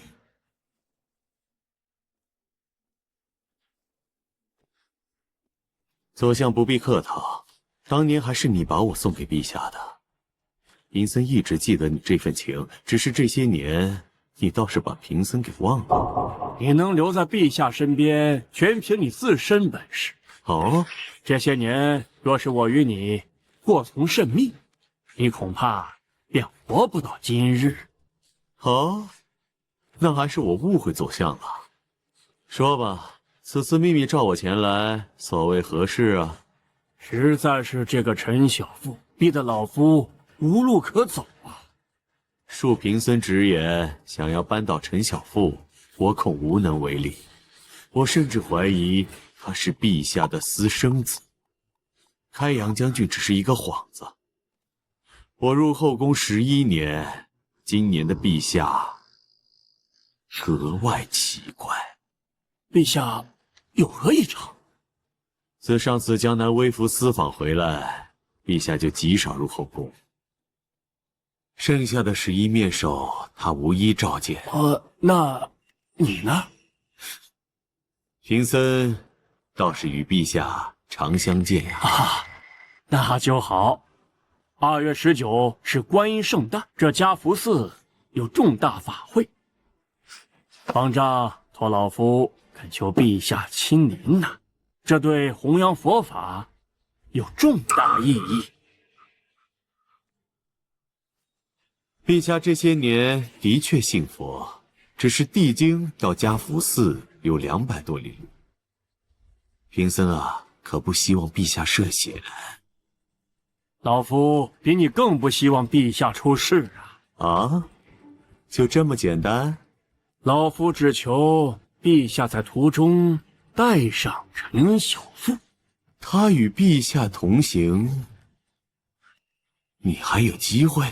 这就不用大师您费心了。那贫僧就告辞了。啊！对了，再提醒你一句，陛下的武功深不可测。老夫知晓。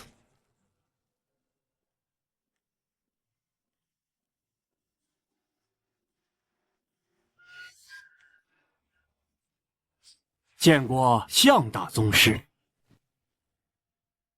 这和尚就是你们大周女帝的面首马小宝。多谢向大宗师能够应约来我大周啊！你不请我，我也会来。陈小妇的诗词已经传到大楚，九公主倾心不已，以此拒婚安国公之孙。皇后令我杀了他，断了他的念想。你说他身边有李凤舞，可他未入大宗师之境，我杀他易如反掌，为何要拖到2月19？非质疑大宗师的实力，实在是这陈小妇命太硬。命硬？他的命还能硬过我的刀？倒不是，只是他身边绝非只有李凤舞一人。那蜀山夏长歌与李凤舞同时进京，至今未见踪迹。夏长歌20年前已是一境终结，若有人跨进大宗师，他必是其一。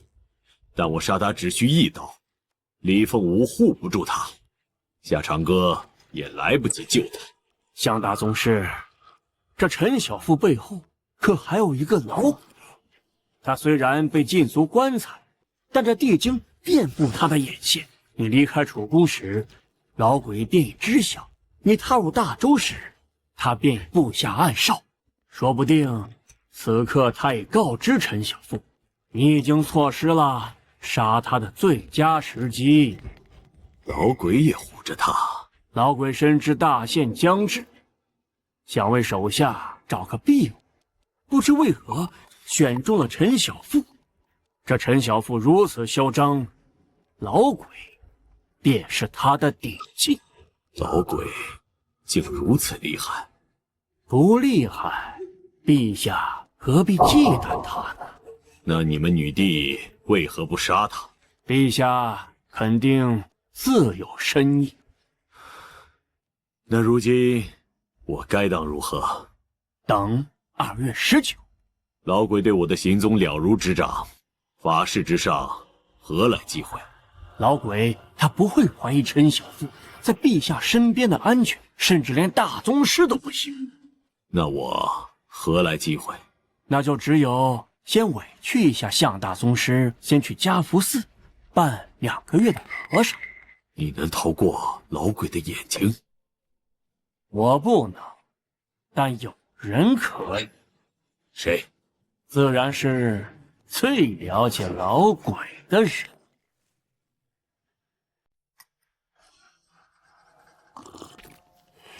陛下驾到！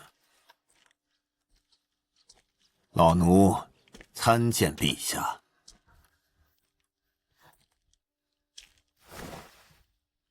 吉安安排的？是，还请了唱曲的。可还喜欢？喜欢。只是年30陛下亲临，想必不是来关心老奴的吧？你的义子人众呢？出去办事了。大过年的，看来你是又知道了朕不知道的事。陛下本不是多疑之人，还不是被你们给逼的。朕问你，诸葛青云还在魏国，他在做什么？他在拖延魏国对大周开战。姚光将军领20万守北固关，魏皇他岂敢轻易动兵？不可小看魏国，若不是诸葛青云挑起常怀军与上陵军的矛盾，逼迫上陵军遣返麾下铁将，魏皇一旦得到这些人，造出吉安手里的武器盔甲，姚光将军未必能挡得住战神封印的铁骑。这么说，朕还错怪你了。老奴从未埋怨陛下。好吧，朕现在需要这些铁匠，你让吉安交给朕。晚了。什么晚了？吉安收留的这些铁匠已经去了魏国。何时离开的？就在陛下派天凤军去临安之后，老奴没有那么大的本事。他们本是魏人，是接到上陵君的召唤才归国的。诸葛青云为什么不阻止？陛下，诸葛青云也没有办法呀。吉安入京时，以100余护卫大破申叔泰500精锐的事传入魏国，魏皇猜测武器厉害，亲去上陵君封地，请他写信召回铁匠。此刻他们恐怕已出大周边境。你怎么不早说？老奴也是才刚知道的消息。另外，陛下最好做好魏国与大周开战的准备。最迟1年，封印的大军装备新武器盔甲后，定会攻打北固关。老奴认为瑶光将军难以抵挡。陛下莫急，老奴已经派诸葛青云去刺杀那些铁匠，杀一个便少一个。等都杀光了，这技术自然就失传了。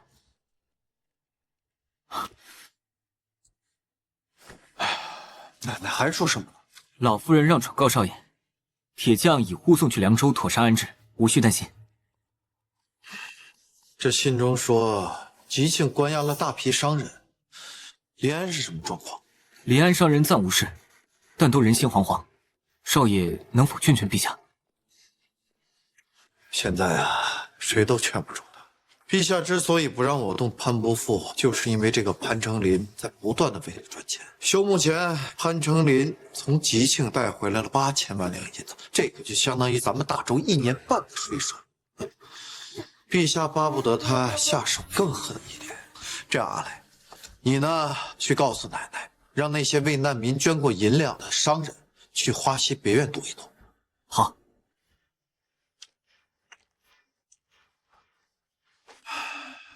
你也觉得朕做不好这皇帝，管不好这国家？老奴认为陛下已经做得很好了，只是不宜太急。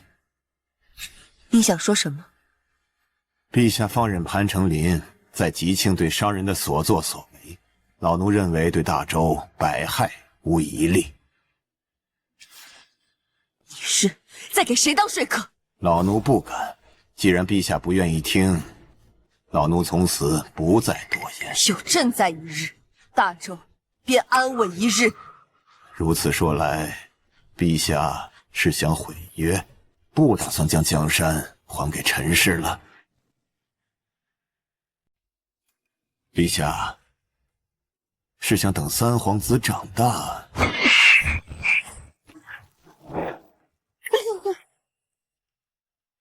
这毯子比你的命还重要。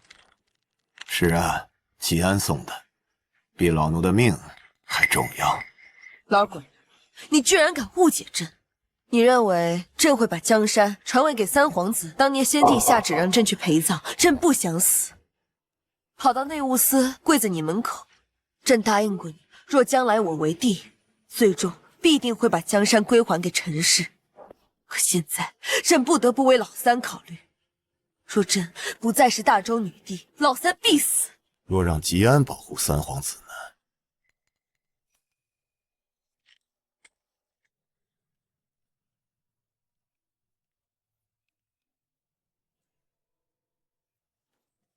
怎么就是找不到这顿悟入定的感觉呢？怎么就？这感觉可遇不可求，许多练武人一辈子都难入定一次。那你呢？你入定过几次？我想入定就入定。你听听你说的是人话。陛下驾到！臣不知陛下光临寒舍有失远迎，微臣惶恐。武进院落养着100余名护卫，这也叫寒舍？嗨，陛下，其实啊，他们都是监察司的衙吏，我手底下其实就3人。朕信你，坐下吧。哎，开朝后，监察院对贪官别下手太狠，慢慢来，心急吃不了热豆腐。啊，是。你对潘成林在吉庆的所作所为怎么看？陛下指的是向商人筹集银两之事。这话难听，朕保大周安宁，商人才得以发财。现在北敌入侵，朕让他们交些钱来充军，打退外敌，才能继续赚钱，这不应该吗？可他们不愿意。要是你坐在朕这个位置，你会怎么做？陛下，臣只能坐这个位置。而且吧，臣觉得这潘伯父下手其实有点狠。您看啊，这韭菜割了它能长，但是杀鸡取卵的话，陛下您以后若是再想吃鸡，可找不到地方了。你这话说的有些道理，朕饿了，一会儿你让厨房炖只鸡来。陛下放心啊，我亲自下厨啊，去准备吧。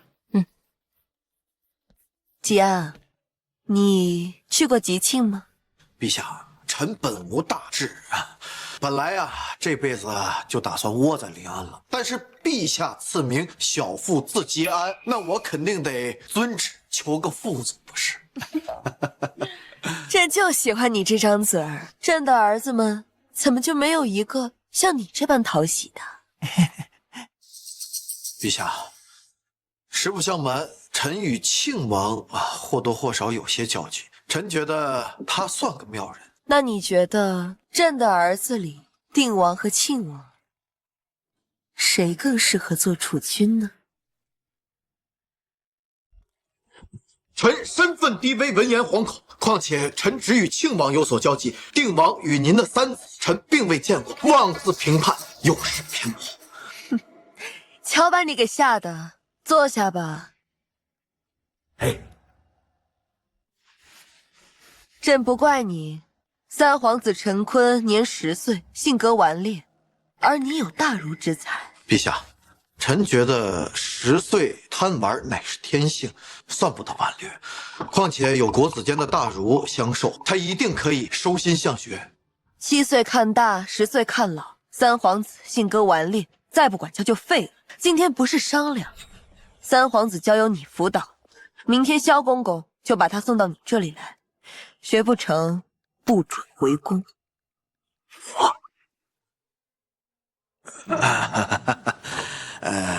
那这样，那臣呢也斗胆向陛下提个请求，若陛下应允，教导三皇子之事，臣义不容辞。你说，是这样的，老鬼他年事已高，臣斗胆请求，让老鬼出关，颐养天年。你觉得老鬼是个好人？这我不知道，臣只知道他对臣有恩。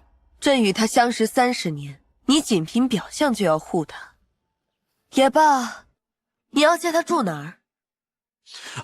庆王之前赠与臣一处别院，臣打算让老鬼在那儿养老。准了。多谢陛下。朕要提醒你，老鬼心思深沉，你要多留个心眼，说多了便觉得朕是在挑拨。那三皇子，臣就交于你了。臣定不负陛下所托。朕允了你一个请求，那你是不是也该答应朕一件事情？臣不是答应教导三皇子了吗？那是旨意，不需要你同意。陛下请讲。2月19是观音圣诞，你陪朕去嘉福寺为大周的百姓祈福。这个也算旨意？当然是。微臣遵旨。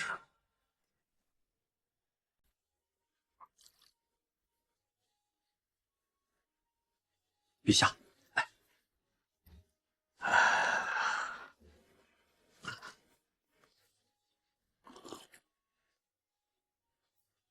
没想到你文才出众，做的鸡汤也这么好喝。这要是有你这么个优秀的儿子，该多好啊！陛下，我本身就是私生子，实不相瞒，自我进京以来还从未去开阳将军府拜访过。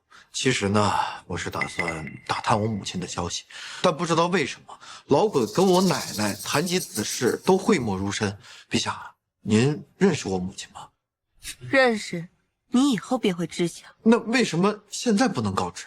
你现在太弱了，等你以后强大，便会明白。啊，哎，还有，开阳将军是我爹吗？不是。那我爹到底是谁？你爹是个了不起的混账。你继承了你母亲的相貌和智慧，朕赐你名字，修建花溪别院，皆是因为你母亲。庄青蝶护你长大，亦是因为她。你父亲混账，可你母亲极为伟大。那花溪别院是陛下所建？自然，这是当年欠你母亲的恩情。只不过当年你实在是不堪，要不是你的相貌酷似你母亲，我们都曾怀疑是不是报错。不过朕很佩服你的隐忍，否则庄青蝶也未必能护你活到现在。那我母亲葬在何处？记住，知人知面不知心。朕若是想要杀你，便会光明正大的给你一刀；若是旁人想要杀你，便会借你为刀，莫要到死都不知道是何缘由。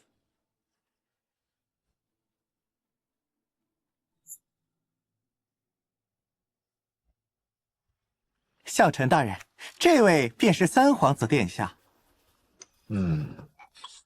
娘们儿似的东西，莫非也是母皇的入幕之宾？难怪母皇对你另眼相看，原来是靠这张臭皮囊，真没什么真本事。这孩子平时就这样吗？跟谁俩？跪！本宫乃大周三皇子，你一个贱民，也敢让本宫下跪？小公公，给本宫拿下，掌嘴！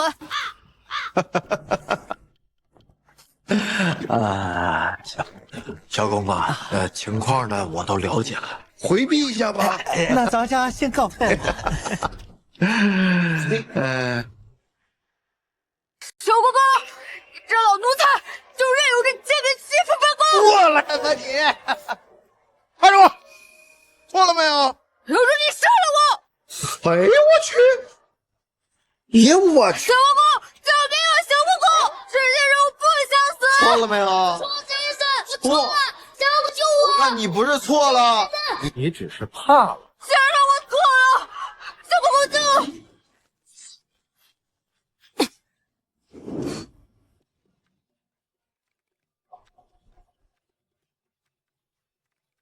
说说吧，错哪儿了？先生犯错：一，不该仗势欺人；二，不该低估先生，以卵击石；三，没眼力见，在先生的地盘放肆。不错，啊，既然已经承认了错误，那为师便原谅了。先生，什么时候读书？读书？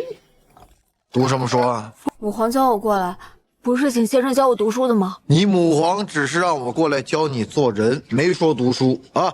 去，拿着这个扫把，把前院跟后花园的落叶都给我打扫干净。先生，我还是想读书。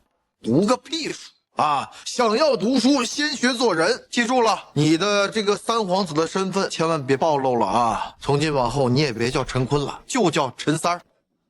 二郎，少爷，有何吩咐？带陈三儿下去干活啊！先给他安排个住处。啊，对了，这小子呀，是我从道边捡来的可怜孩子啊，收为了弟子。白天呢，你就带他干活，晚上让他读书。少爷，他还是个孩子。正是因为他是孩子，才要从小开始干活嘛，免得四体不勤，五谷不分。让他好好知道，好好干活才有饭吃。要是敢偷奸耍滑，看为师饿不死你！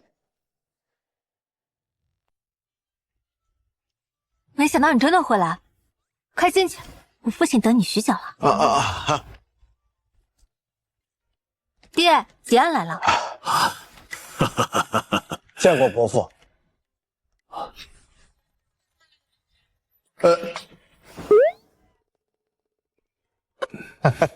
那个，你们聊。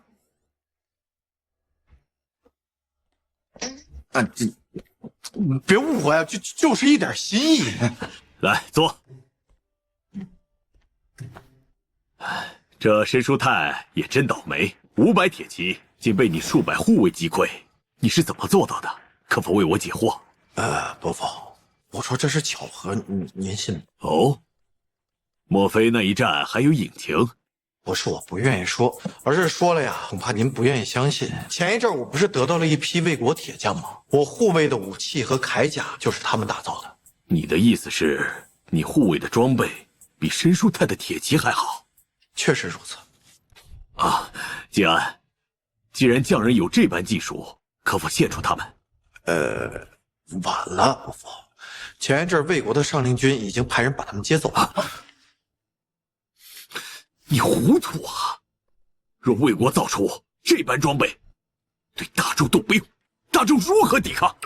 伯父，我就是个文人，我也不知道这些武器铠甲如此重要啊。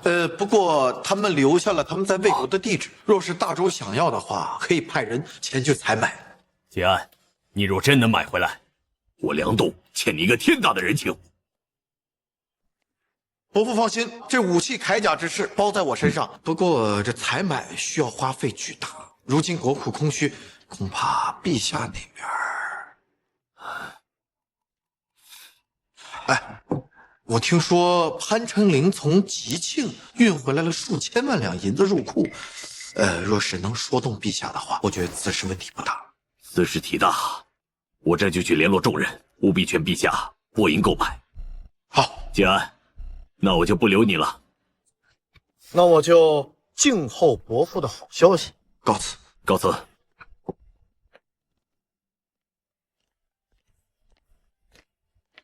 走吧。那个，你和我爹聊得怎么样？聊得挺好啊，你爹啊都答应了。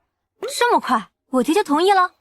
你爹答应的可快了，随时准备进宫面圣。面圣？你我之事，两家长辈定夺即可，为何要面圣？难道我爹是想请陛下赐婚？赐什么婚？赐婚？我跟你爹聊的是购买武器之事，这跟赐婚有什么关系？什么？你没和我爹聊我们的婚事？对，这孩子也没发烧啊，怎么说胡话呢？你什么意思？当初在你书房门口，我听得清清楚楚，你现在就不认账了？不是我说什么了呀？你说我是你的勇气。哎呀，你能不能像个男人一样？爱是需要勇气的。你这我小鬼！哼！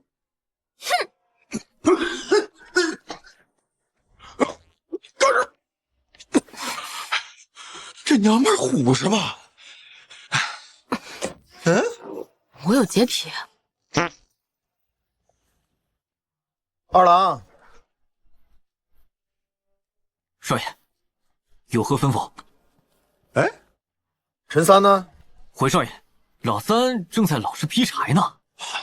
行，让他劈去吧。啊，横竖也不是那读书的料。这样，给本少爷拿壶酒过来，本少爷要喝2杯。好嘞。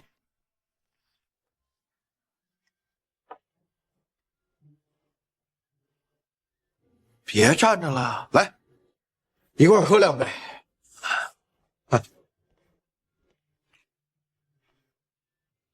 去魏国用武器，值得你这么高兴？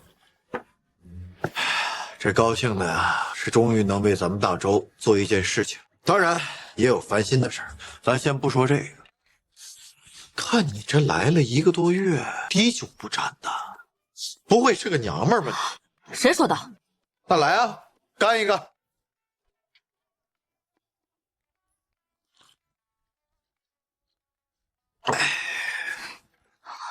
这是酒，这么好喝？好喝，再来一杯。你刚说的仇视是？我跟你说啊，咱们这个陛下狡猾着呢。我身上有多少钱，他比谁都清楚。这次采买武器之事啊，恐怕他就是奔着我的钱来的。那怎么办啊？我哪知道啊？这事儿不没发生吗？来，喝酒。小陈大人，陛下，请您去御书房一趟。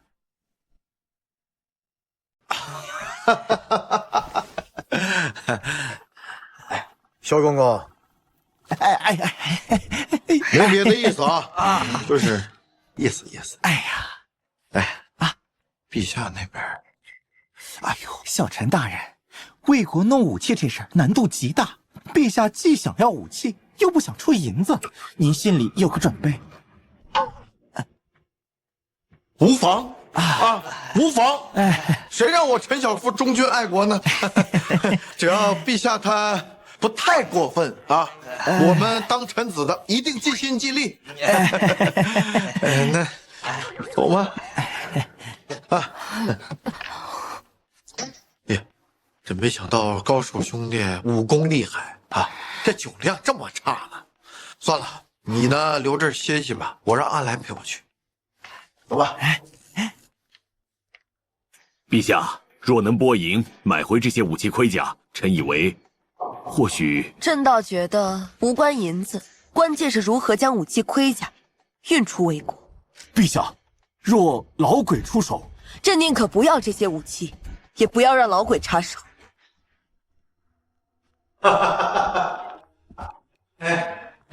陛下，哥您好。朕不高兴。臣有所耳闻，应该是关于魏国武器之事。你有解决的办法？办法总比困难多嘛。好，朕相信你。陈小富听旨。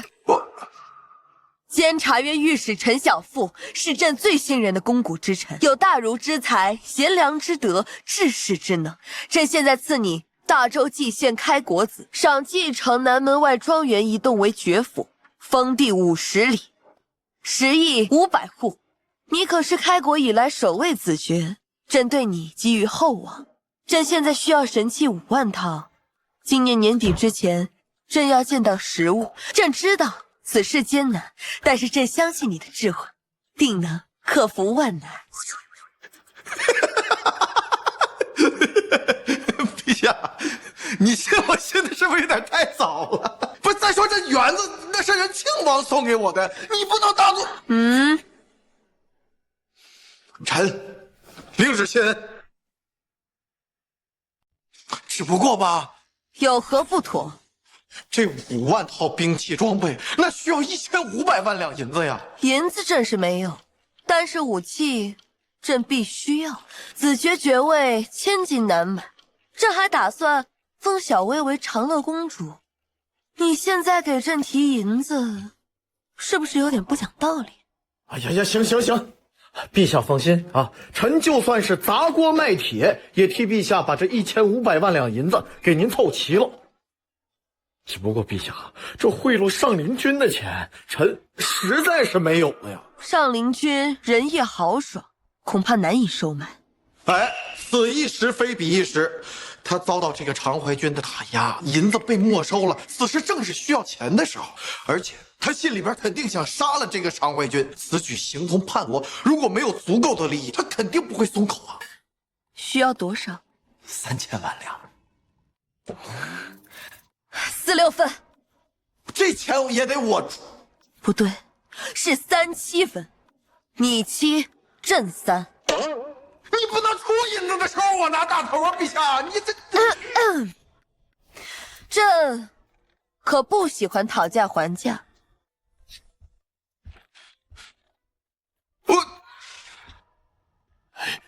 杰安呐，多卖点字儿吧。杰安，办法总比困难多，伯父信你。本是国事，竟成这样。梁大人，太对不起吉安了，他恐怕得变卖爵府才能凑钱。若他真弄来装备，还望侯爷记着他的功劳，日后他有难，务必拔刀相助。好，请。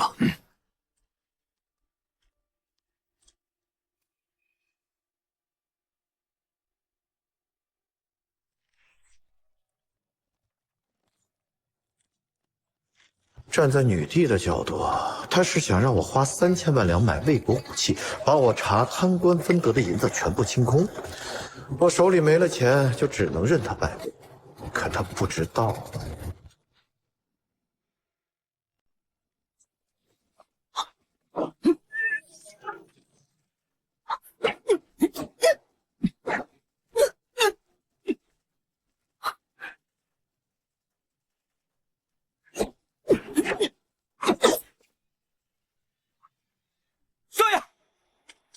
什么？吉安他们让人掳走了？对不起，少奶奶，是我没有保护好公子。即刻带人封锁京城四门，绝对不能让他们离开。是。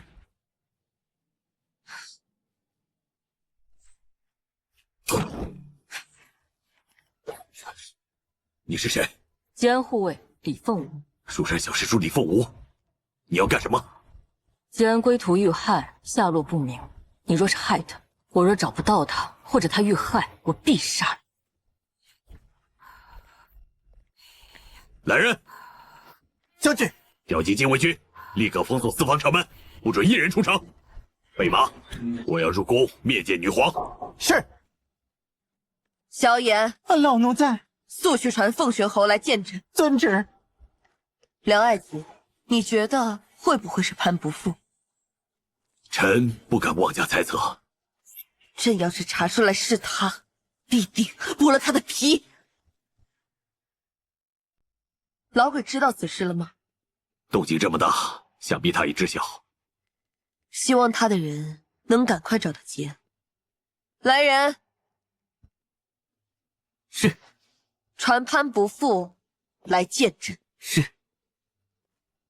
传朕旨意，封闭京城四门，京城即刻宵禁。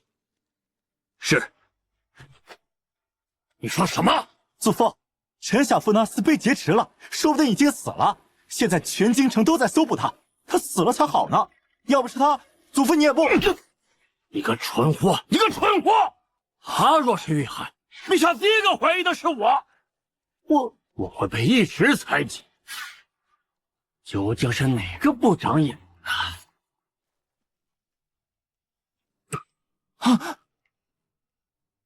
看来不是你。说，还有可能是谁？定是齐国六皇子齐玉夫，他一直记恨陈小富，肯定是他。带路。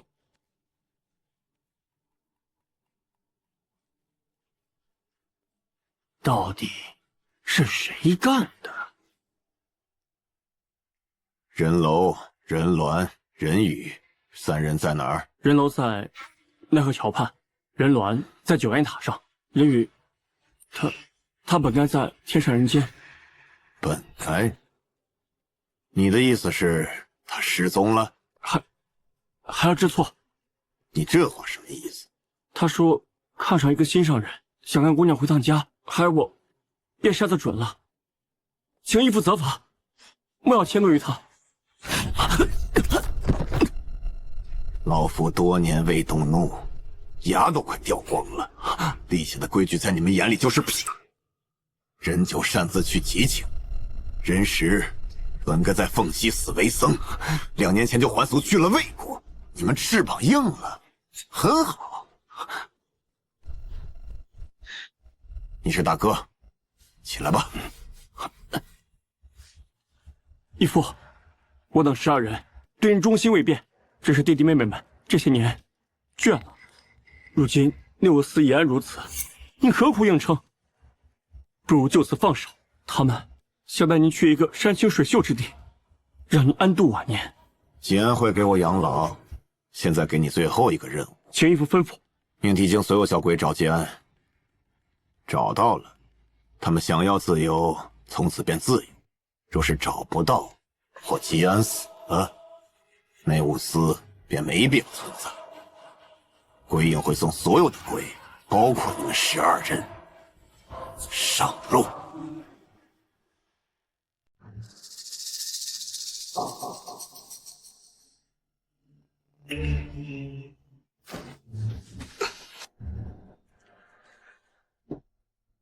四长老，外面查得紧，城防4和禁军都动了，内务司的鬼也全出动了。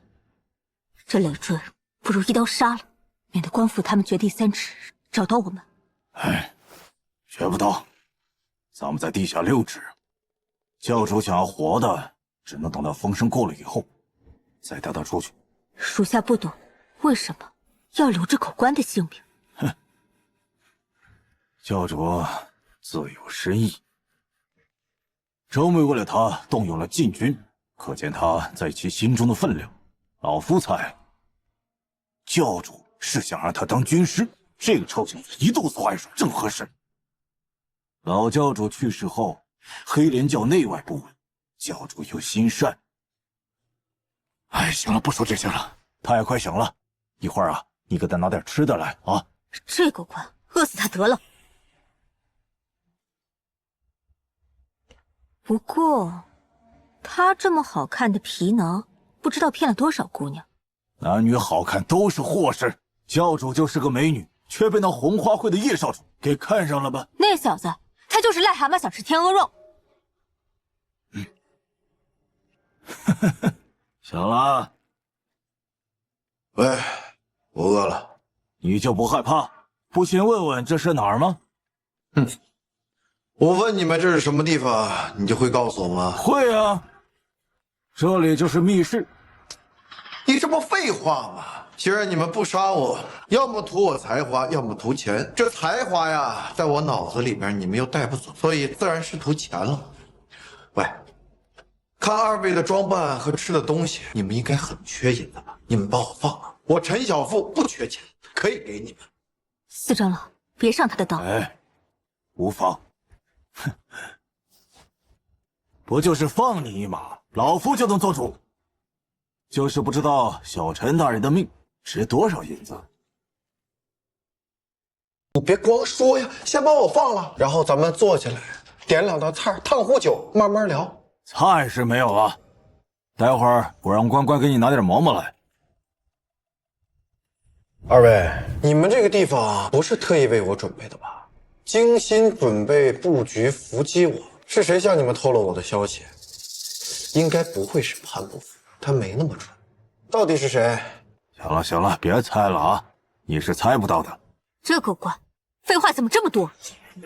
不是你这姑娘怎么回事啊？长得挺好看，那嘴巴怎么这么碎？不过本公子喜欢你，我才不会喜欢这种狗官。喂，大哥，你们家的姑娘有点不懂事儿啊！你再废话，你信不信本姑娘撕了你的嘴？出去看看。哎呀，即日起，帝都所有商铺兴楼一律歇业停工。你去帮我看看来。陈小富，你到底在哪儿啊？哎，大哥，你们如果真想要银子的话，可以去花溪小院取啊，他们一定会给你们的。我们确实需要银子，但更需要你。说吧，想让我做什么？听说过黑莲教吗？黑莲教已有300年，就是为了反陈复梁而立。如今却分裂为黑莲教、白莲教和红花会，我们就是黑莲教，却被这红花会所压着。所以我们需要你手中的武器装备。只要你跟我们回到教中，待教主拿到武器装备之后，自然会放了你。原来就这事儿啊！你们怎么不早说呀？你先把我放了，这批武器装备我来替你们搞定。老夫都52了，你觉得我会相信你吗？别呀，你看，四长老，外面又多了3波搜查的，再不走就来不及了，把我们的过人也慌了。杀了他，封了这密室，官府找不到我们的。啊！别！你杀了我，你们不人财两空了吗？你闭嘴！都是因为你死有余辜。哎，你在这看着他，我上去问问贵人的意思。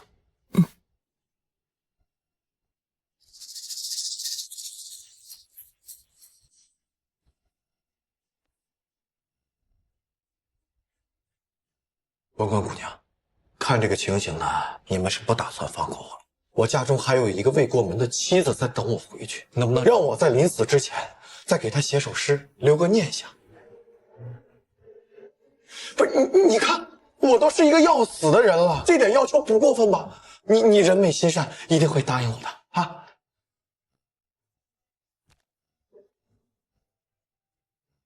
别耍花样。多谢关关姑娘。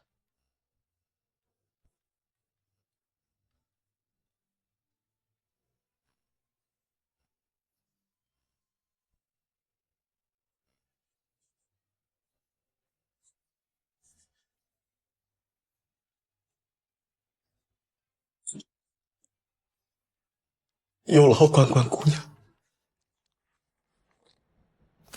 寒蝉凄切，对长亭晚，骤雨初歇，都门帐饮无绪，留恋处，兰舟催发，执手相看，泪眼睛。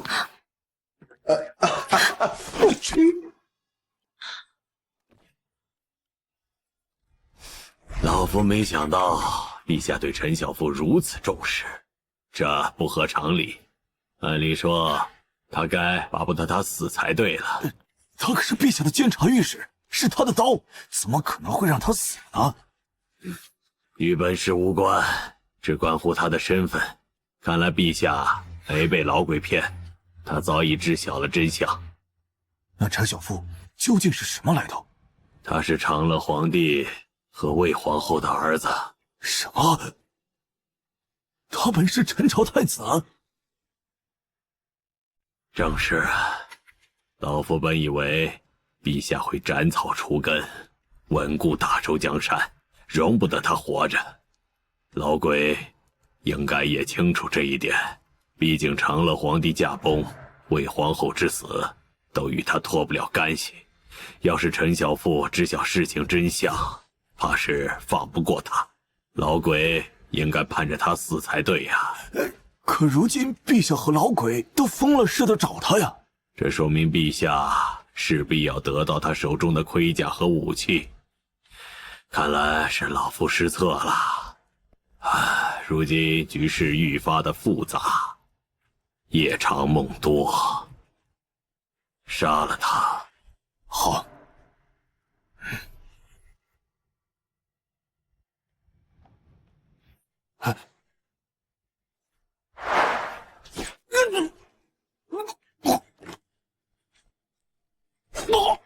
说是谁向你泄露我的行踪？老夫一直犹豫要不要杀你，一时心软，反倒差点被你给反杀。少他妈废话！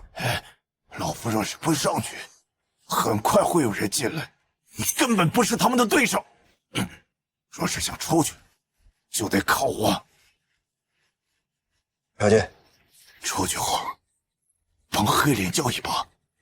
如今的黑脸教不过是个黑脸村，我希望你能够让他真正立足。我答应你，出去之后我会派人过来接你们。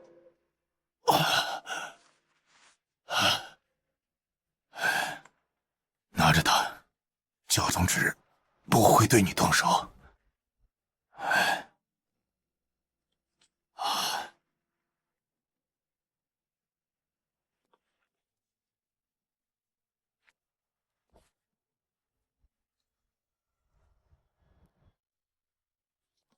都办妥了？啊，办好了。站住！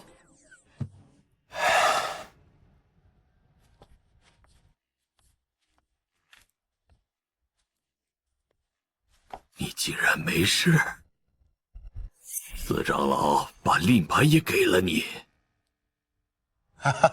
大哥，误会啊。不知道大哥贵姓啊？老夫忠义侯蔡进。忠义侯？你是我爹小妾的父亲。忠义侯？你是我爹小妾的父亲。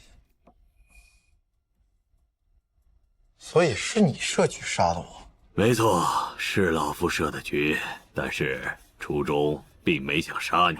现在你既然出来了，那就饶不得你活着走出去了。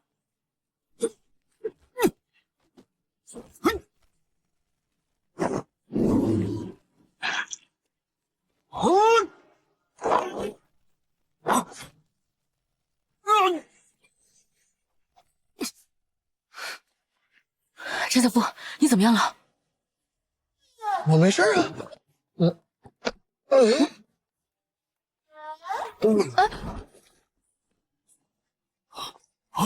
少爷，吉安，少爷，少爷，他没事，只是晕过去了。快把吉安带回。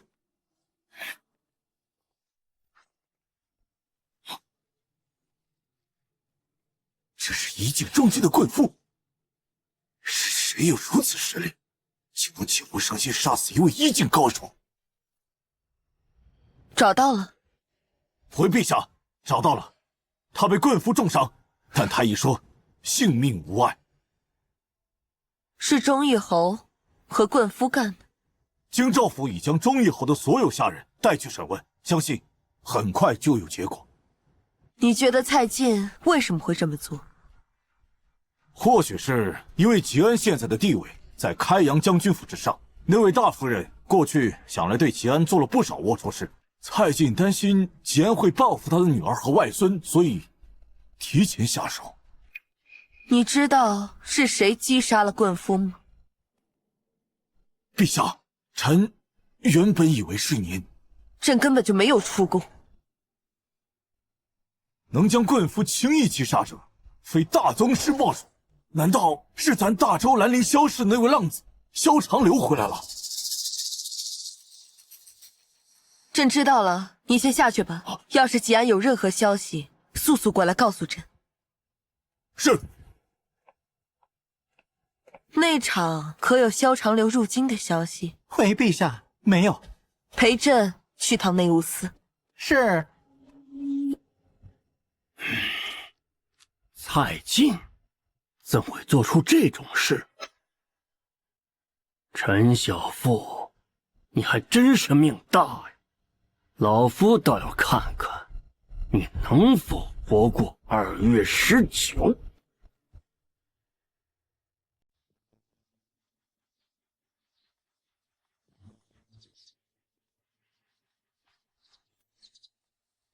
忠义侯和棍夫是不是你杀的？陛下何来此问？无陛下旨意，老奴怎敢轻易离开这里？你若这般老实，便不是老鬼。朕已经答应吉安接你出宫养老。这孩子，老奴谢陛下。朕赐吉安大周蓟县开国子，还准备封小薇为长乐公主。你与安之瑜不就是想看朕与吉安互相掰手腕吗？朕可以给他的还有很多，你们能给他什么？朕就是要把他留在身边，看你们拿什么跟朕斗。你们以他为旗，步步紧逼，却从来不在意这枚旗子，因为你们还有另外一枚。你们恐怕巴不得朕早点除掉他，可朕偏不。朕倒要看看你们究竟要耍什么花样。安之瑜自诩棋圣，朕倒要看看这盘棋究竟有多厉害。告诉朕，吉安是老大还是老二？他是老二，晚出来搬盏茶功夫。老二也挺好，只不过朕实在是想不明白，蔡进是先帝近臣，又深得魏皇后信任，他就算不知道吉安的身份，可看这张脸也能猜得到他是魏皇后之子，为什么还要陷害吉安？老奴也觉得此事毫无道理。朕倒是有个猜想，有人告诉他吉安还有个哥哥，身上有陈朝传国玉玺，这个弟弟名声太盛，恐怕到时候会影响这个哥哥顺利登基，所以这个弟弟就该死了。3、5年以后，谁还会记得陈小妇？哼，若朕3、5年内死了，你们这2个老鬼便能如愿以偿了。陛下，老奴还指望着吉安给老奴养老送终呢，怎会让他去死？所以你还是在矛盾中出手，只有你的天衣无缝针法让棍夫无法挣脱。棍夫是一境高手，老鬼，你何时破的大宗师？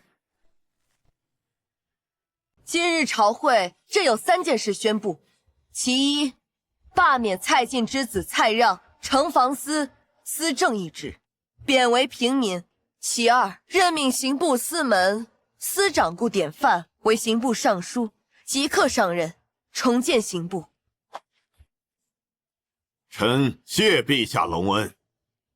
其三，朕赐陈小妇蓟县开国子，赏爵府封地50里，食邑500户，世袭罔替。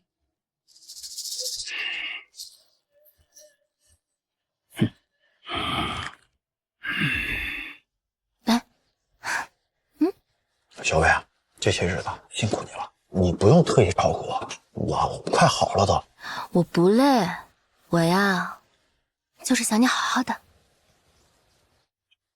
小薇，你若安好，我便是天边。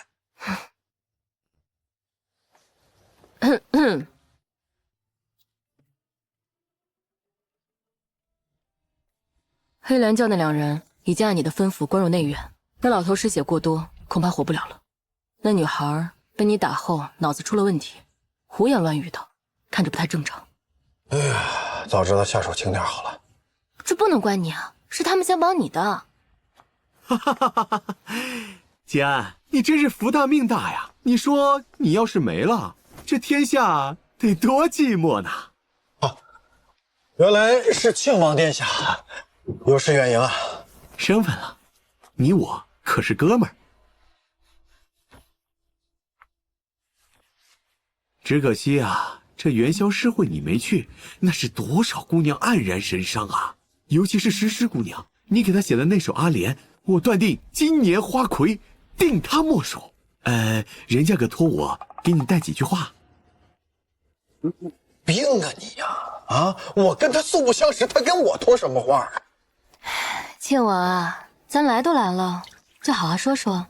我倒是也很好奇，这诗诗姑娘有什么话要同你好好讲讲的？有什么话要同你好好讲讲的？诗诗姑娘说啊，她对你已是神交已久，希望你痊愈之后去天上人间听她唱几句。不过我看择日不如撞日，咱们今晚就去。不行，她今天哪都不许去。啊，不去啊，不去啊！这样，小薇，我跟定王殿下我俩商量点正事。哎，你先去忙啊。你最好是。你故意的是吧你？哎，说吧，什么事儿？我听说于途年前进京去过蔡进的府邸。玉图是那个商检处的师爷。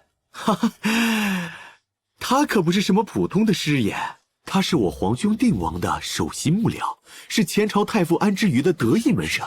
长乐4年，那是在忠义侯府做幕僚，这大周建立之后才去了定王府。啊，对了，他有个儿子，可是当年帝京有名的春山公子呢。你是说蔡进刺杀我是定王的意思？我可没这么说，不过这事情还得你自己判断。这时候不早了，我就先告辞了。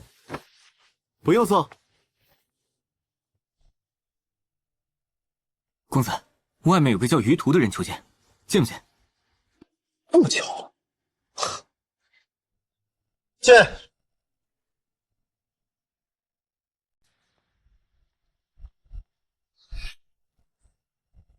小陈大人，可还记得小人？我记得你啊，不过你可不是什么普通的小人，你本可以逃走，却自己送上门来。小人自是可逃，但没必要。今日前来是为了澄清误会，绑架之事绝非定王之意。说说看。小人欠黑莲教主人情，他遇困求助，再者你与庆王过往甚密，立志整治，又恐动摇定王势力。小人私心希望您能远离朝堂，特来促成此事。这是金郊宅子的地契，还有凉州城北千里牧场的地契，内有数千匹好马，老夫人的马就是在那买的。这是小人的私产，望您笑纳。你认识我奶奶？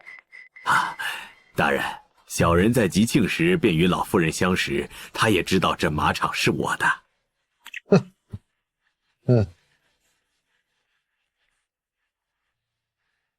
所以你是认定了定王，他一定会入主东宫是吧？小人辅佐定王，并非为其入主东宫。那你这幕僚当的有何意义啊？日后大人便会明白。若大人不予追究，那小人便回定王府了。我记得你好像有个儿子叫什么春山公子是吧？是的，犬子与大人年龄相仿但远不如大人。他已经好久没在地京露面了，去哪儿了？小人命犬子游学楚国，结识了楚国九公主阿莲，还向她说起了您的诗词与故事。对了，犬子传回消息说，楚国皇室非常忌惮你，他们的供奉大宗师霸刀向问天，以离楚复周，其目的或许是你，还望大人多加防备。什么玩意儿？什么玩意儿？那什么，你先下去吧。告辞。他刚刚说什么玩意儿？楚国的大宗师过来了，那他妈大宗师他也不能不讲道理啊！我跟那楚国往日无冤，近日无仇的，跟那什么九公主更是一点都不认识，他忌惮我干什么呀？那个高手，你要是对上这个霸王刀向问天，有几分胜算？他33岁破大宗师，已过20年，没人知道他在宗师境的领悟有多深。那怎么办啊？能怎么办？跑啊！我跑得比你快就行。不，你是我的护卫，你跑了我怎么办啊？那我还能拿出命去换啊？那你也不能拿我的命去换呢，你。少爷，我师父教过我一个毒方，要不试试用毒？用毒能毒死大宗师吗？好像没有听说过有大宗师被毒死，但总比坐以待毙强。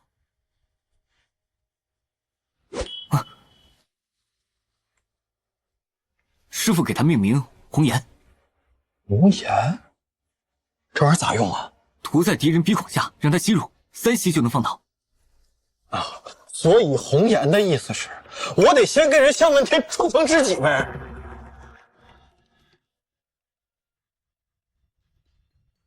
你一直拿这玩意儿干什么？五兄，你看啊，楚国的大宗师正在找我，那万一这玩意儿能派上用场呢？你看我呢，现在有个不情之请，你看我都好几天没洗澡了，你在这儿帮我放个哨，正好我手受伤了，你帮我搓搓澡。不太好，不太好。那都是大老爷们儿，你在这磨叽啥呀？小薇跟我还没拜堂成亲，我叫她过来不合适，而且你头也够大，正好咱俩一块洗，正好你给我搓搓。我不太习惯。那多洗2次不就习惯了吗？你先给我搓，搓完以后，我拿这个没受伤的左手，我给你搓啊，肯定比你自己搓的舒服。我去叫阿来。我阿来忙着呢，那整个小院就你最闲，别磨叽了，来脱衣服来。哎，你紧张什么？你不会真是个娘们儿吧？你不会真是个娘们儿吧？谁是个娘们儿了？我只是不太习惯，我去找别人。哎，奇奇怪怪的。别走远了！臣参见陛下。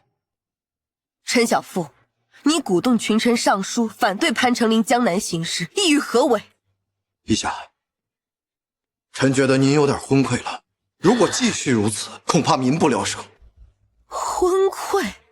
北蛮已过不归山，不凑齐军费肃清才是大祸。陛下此言差矣，攘外必先安内。难道河南道的惨状您忘了吗？民间的红花会组织仅靠1斤的糙米就能收编1个难民，要想打仗必先稳固后方，可您却反其道而行之。如果您继续这样，不用等北蛮动手，恐怕大周早已不复存在。危言耸听！陛下若是不信，大可以杀了我，臣就在这天上看着咱们大周覆灭。你当真以为朕不敢杀你？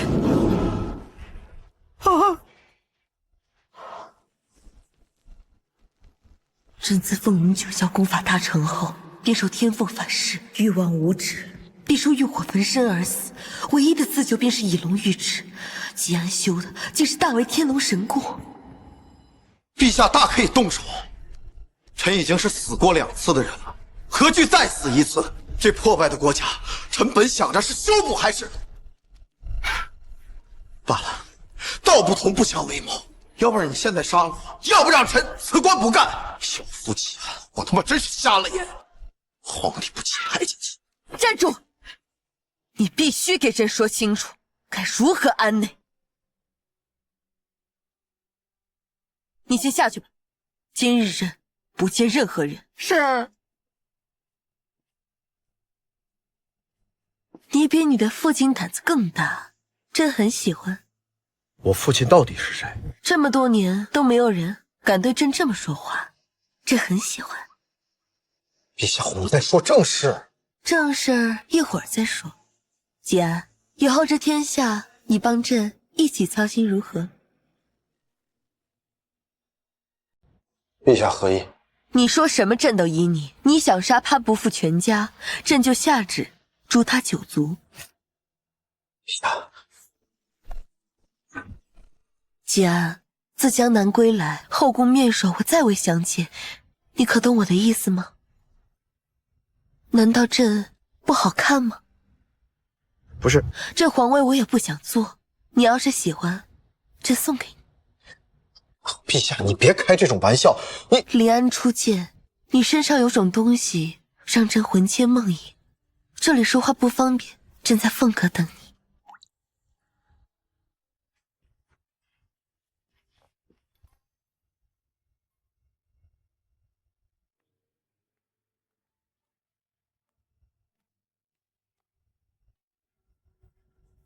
陛下，吉安，你过来。陛下，朕命令你过来。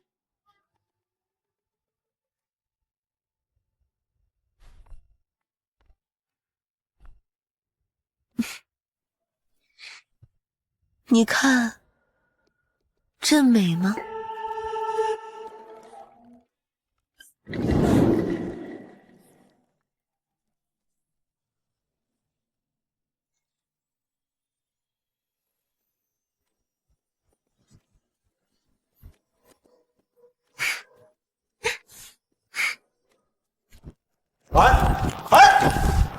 陛下，这什么情况？先走。陛下，你没事吧？快！陛下，这火无妨。明日让工部重建，马和尚12人尽数斩杀，丢出去喂狗。老奴遵旨。吉安，明日朕就下旨，大周的国事都交给你处理，你只需要向朕汇报即可。这个是田凤佩，以后有他可以随时入宫找朕。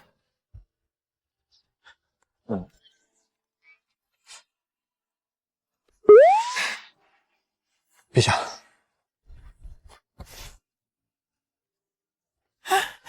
陛下，火势已经控制住了。可是朕的火还没控制住。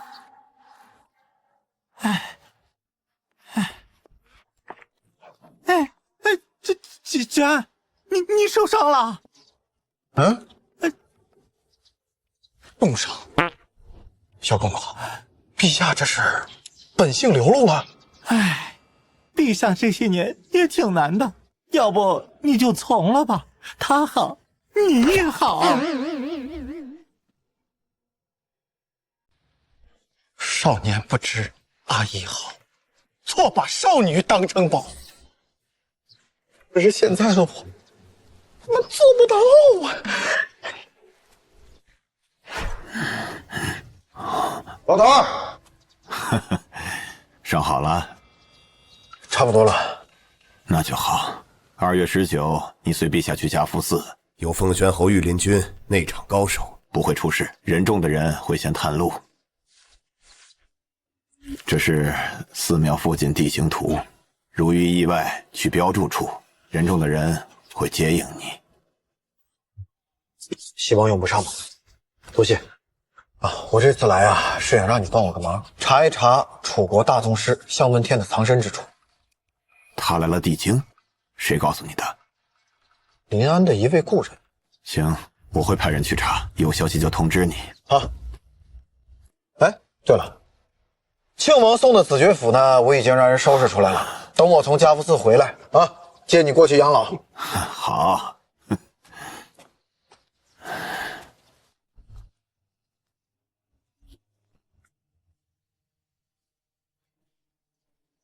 你不该来这里。我要是不来，吉安就死了。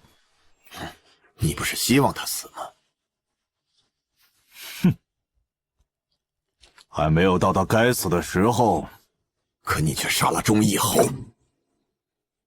忠义侯，他不得不死。你让吉安离开帝京的用意何在？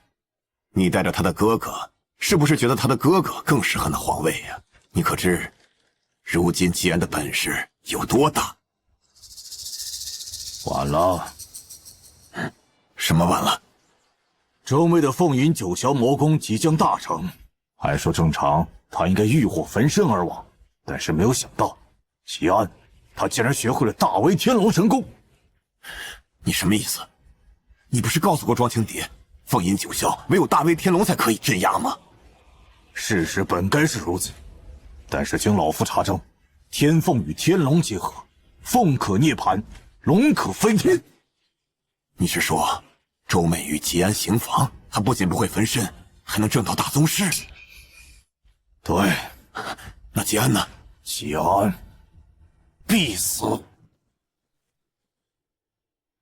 哼，你这个老东西，到底哪句话是真的？当年说周妹练凤吟九霄必死，大周江山归皇祖，又让庄青蝶给吉安大威天龙，还逼老子让他入京。你想让大皇子登基便罢，何苦将吉安喂给周妹，助他魔功圆满？不行，吉安绝不能死。安之于你到底想干什么？大威天龙本事保险，就算是周妹侥幸突破，到时候也可由吉安来镇压。但是这两种功法相克又相生，所以我才让忠义侯和黑莲教把吉安带出京，断他突破之路。待他焚身而亡之后，再把吉安带回来。但是没有想到，没想到吉安在陛下心中如此重要，进京后能量这么大。这确实是老夫的失策，所以忠义侯必须死，用来掩盖这一切。那现在该怎么办？协助老夫杀周妹，破局。如何做？把你的大鬼小鬼齐聚家父寺。他死之后，皇位归属在意。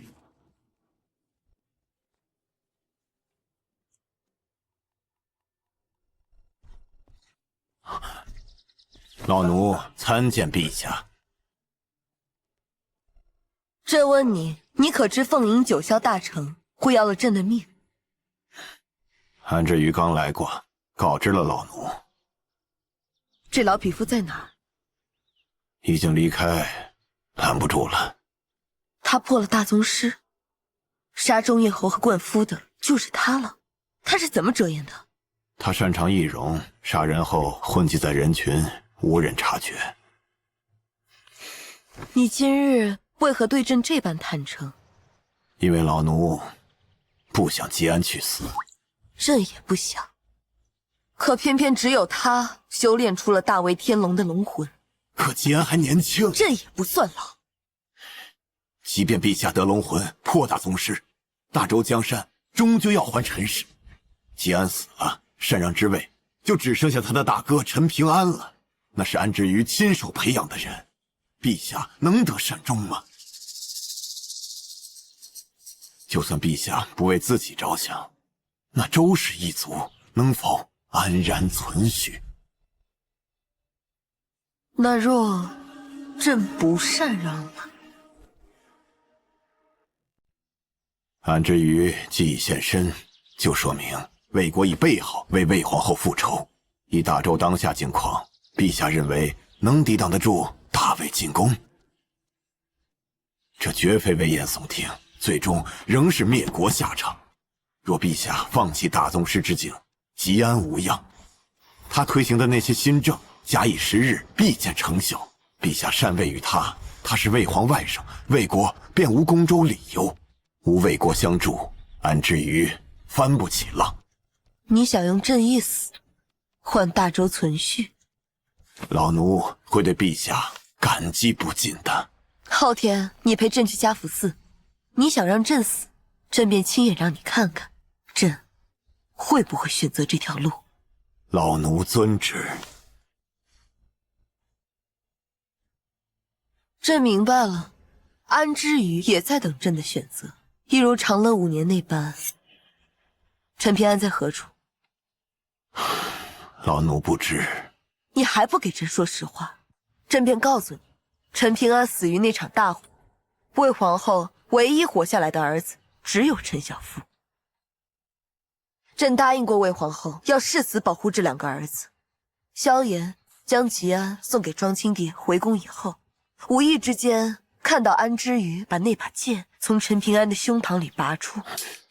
事后他说，朕既已登基，就不要留有隐患，朕下不去手，他便替朕来解决。可是朕从来就没有想过要杀魏皇后的儿子，这便是他逃离大周的原因。他知道朕必杀他，所以他想回大周，就要先杀了朕。老鬼，你明白了吗？既如此，陛下为何不告知魏皇？他会信吗？安之瑜去魏国，必定会恶人先告状，再带一个酷似陈平安的孩子。老鬼，到时候假的陈平安当上了大周皇帝，这最大的受益者会是谁？他才是真正的窃国者。他从来不满足于当个太傅，朕对这江山本来就不感兴趣。登基的唯一一个事情，就是把江山还给陈氏。以前季安不堪大任，守不住这江山，可是现在，他有这个本事。你若是想让吉安继承这江山，安之瑜就是我们最大的敌人。家福寺他一定会布下大戏，到时候咱俩在台上唱好彼此的角色，看看谁才是真正的鬼。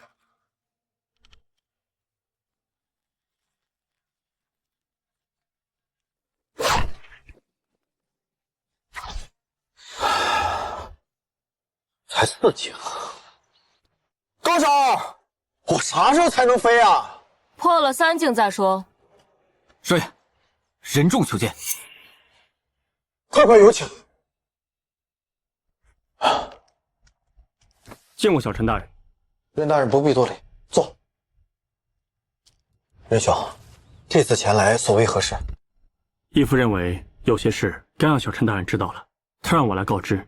安之瑜已然现身。前朝太傅安之瑜？对，前朝魏皇后有2个儿子，前朝覆灭时，他便带走了长子陈平安，而你便是次子。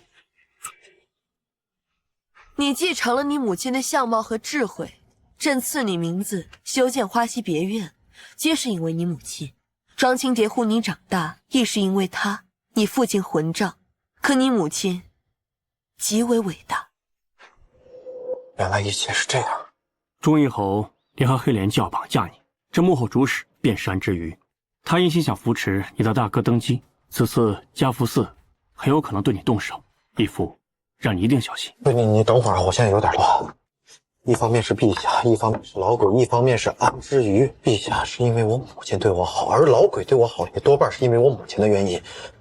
那这个安之瑜是辅佐陈平安的，于途又是他的门生。那前一阵于途对我示好，他是为了麻痹我。多谢任兄，我已知晓。在下先行告辞。哎，任兄，那个，我那个便宜大哥陈平安，他练不练剑？他可有一剑能够搬山填海，能降妖镇魔？这个在下不知啊。没事，那可能是我多虑了。告辞。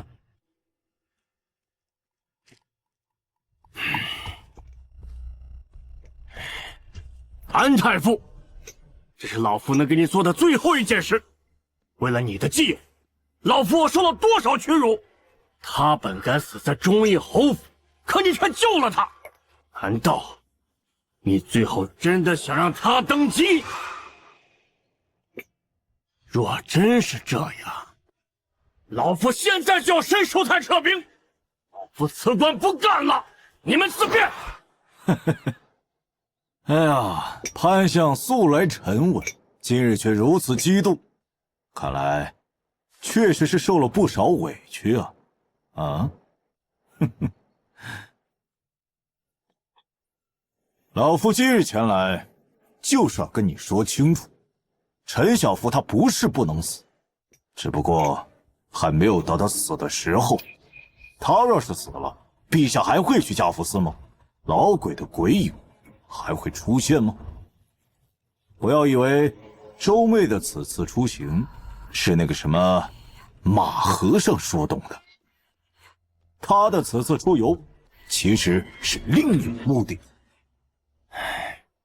什么目的？他杀了12面首，那自然是另有新欢。他此次出游不过是和他的新欢一次郊游罢了。那他的新欢是谁？自然是陈小福。陈小福。现在你们知道为什么不能杀他了吧？陈小福，他就是钓鱼的饵，这样才能把周妹和老鬼请进瓮里。韩相这边已经布置的差不多了，那我嘱托右相的事情可办好了。天机将军因去的6万大军已化整为零，抵达了加福寺所在的潭拓山南边了。那潘相这边呢？天权山叔太的8万大军已到潭拓山的北边。很好，现在就等着他们入瓮。事成之后，你们2位就是新朝的开国公。此役务必要将他们一网打尽，迎接一个新陈朝的到来。陛下在里面，小臣大人请。陛下，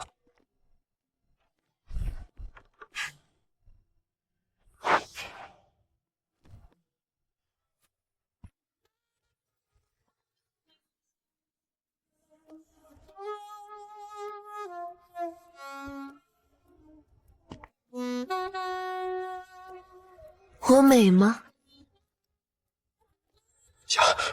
臣此次前来是有要事相商。什么事？等日后再说。能先说吗？朕只差1步入大宗师了，可是老鬼想让我死，保你活。啊！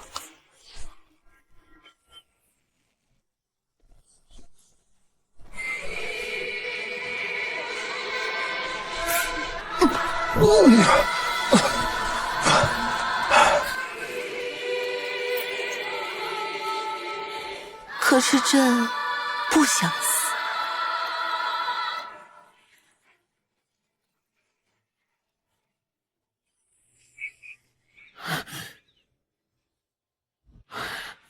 司正，陛下破大宗师境，命咱家来与你聊聊。就眼睁睁地看着魏皇后的儿子去死？放心，吉安不会死。陛下破境，他不是必死吗？过几日你就知道了。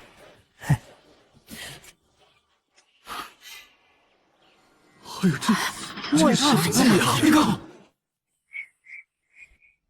周妹已破了大宗师，没想到他真的选择吃了陈小福。该死啊！陈小福居然死在母皇的肚子上！本王问你，现在母皇已破大宗师，我们还能杀他吗？现在最担心的就是陛下会不会去加福寺。若他敢去，即便破了大宗师又如何？十拿九稳吗？不，十拿10稳。就凭申叔泰的8万兵，殿下，老臣为了殿下上位，可是牺牲良多呀。放心，事成之后，你孙女潘越云将来是皇后。殿下，老臣认为此刻对臣应该开诚布公了。这正北居庸关守兵可还有1万人。做好一个臣子该做的，不该问的事，别问。哼，老夫仕途30余年，知晓的可比殿下多呢。天玄将军苏云阳5年前效忠殿下，殿下可知为何？难道是因你？正是老臣促成。想要坐稳皇位，必须手握兵权。这大周有7大将军：天权申叔泰、天玄苏云阳，既是老夫的人，也是殿下的人。这其余5位，开阳陈全、天书梁栋都忠于陛下，瑶光霍征、天机殷缺都是定王的人。这玉衡将军未能拉拢，不知效忠于谁。此次嘉福寺之战，有天玄、天权2军，还有老鬼的鬼影、凤玄侯的御林军，更有陛下的天凤军。天凤军车大将军角色关键，还望殿下。老爷，宫里传出口谕，命亲王明日随陛下一同前往嘉福寺。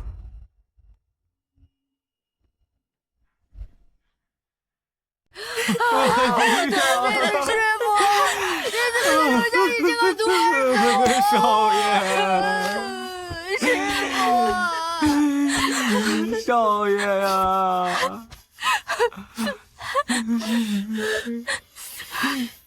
吉安呐，这可真是天妒英才呀！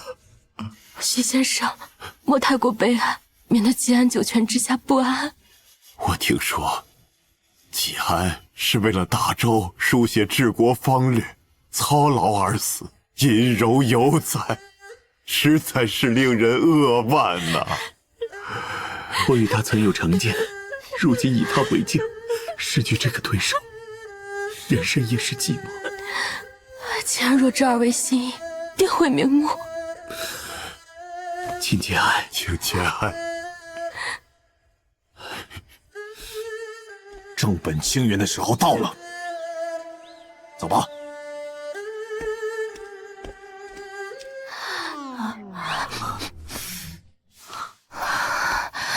哎，我刚没有破绽吧？没有，少奶奶刚刚比少爷真死了，哭得还像。师娘演技比我好，弟子刚才还是浮夸了点。我看你俩还是改名叫哼哈二将吧。啊！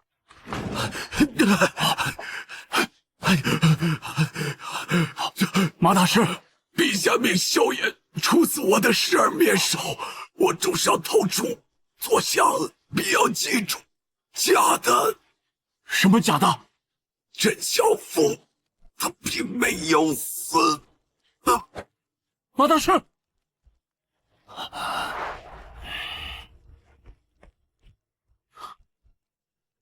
潘大人，急着找老夫有何事？这陈小妇恐怕没死。什么？怎么可能？消息从何而来呀？陛下面首马小宝临死前告知。你是说华西小院棺材里的不是陈小妇？没错。安之瑜的计划恐怕已经被周妹识破了，但这天凤军并无异动，咱们还有10几万大军，他凭什么破局？不管怎样，消息尽快传给安之瑜。老爷，不好了，帝都四方城门封闭，不得外出。何人守城？是天凤军。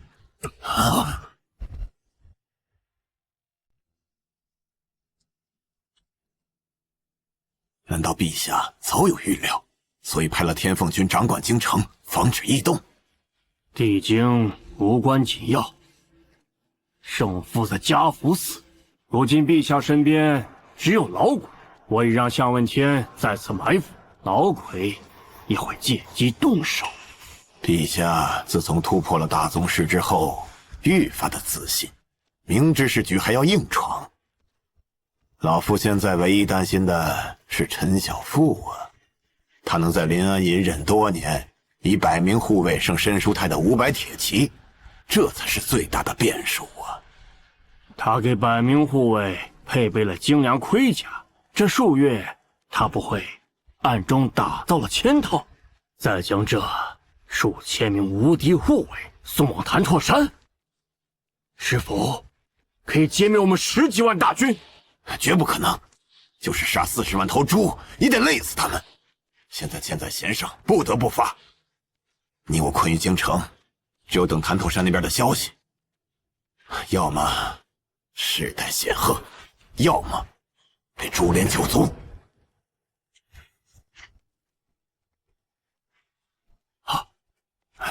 参见定王殿下。定王竟未放诏，擅自离封地入京。二位免礼，本王闲极无聊，四处走走，恰巧来到了潘相府上，未曾打扰吧？臣不敢。定王，请。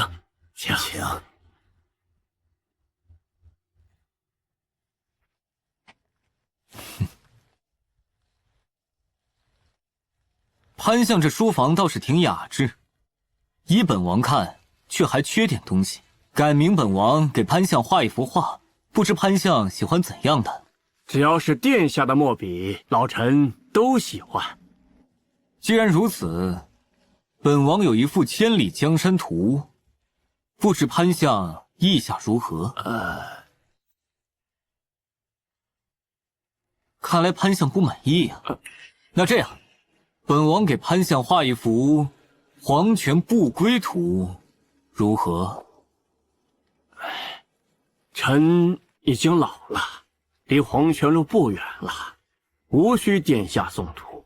倒是这千里江山图画得再好，毕竟也是虚的。殿下最好去走一走，看一看，以定王殿下的实力，能否将这千里江山揽入怀中？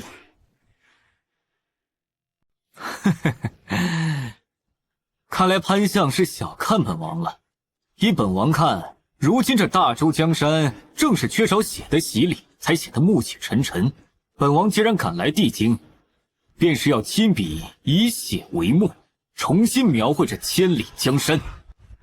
本王既然来了，就不妨和你们直说，大周7大将军如今有4个去了潭拓山，你们说，如果本王的岳父姚光将军和天机将军等其他4个分出胜负的时候，将他们一网打尽，这最终的结果还有悬念吗？姚光将军常年驻守北固关，若是他率军离开了，难道定王殿下就不怕那魏国的战神封印攻打北固关吗？哼，封印攻打北固关又如何？只要本王夺着这皇位，本王请我那岳父收回北固关，又能有什么损失？无非是多死些人罢了。再不济，将北固关割让给魏国又何妨？这天下，只有本王坐上这皇位才是本王的，若不能，又跟本王有何干系？本王既然来了左相府，便是不计前嫌，不怪你这些年支持我那二弟。正好，他要随母皇去那嘉福寺，那地方风水不错，就埋那儿吧。等嘉福寺的捷报传来，本王就要先行入宫，二位可愿随本王同行？回殿下，臣等自然愿意。只是这城防换成了天凤军，这天凤军的车大将军可是陛下的人。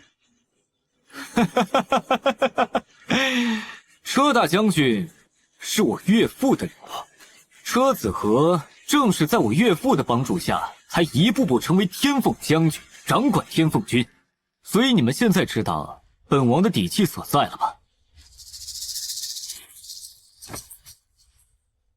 这地精，本王已收入囊中。本王给你们半炷香的时间权衡。殿下，陈小富正在与天凤军对峙，欲破城门而出。陈小富，他不是已经死了吗？殿下，恐怕有诈，他还活着，就在西门。这狗东西没死，走，去看看。我有陛下密旨，速速打开城门。天凤将军有令，强行出城者，杀无赦。这么说，天凤军是反了。好，来，上！上！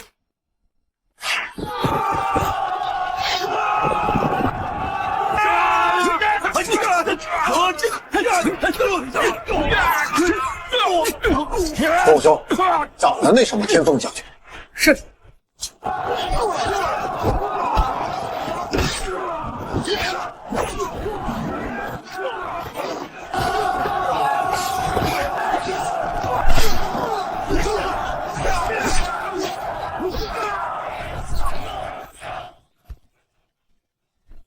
少爷，搞定了。开门。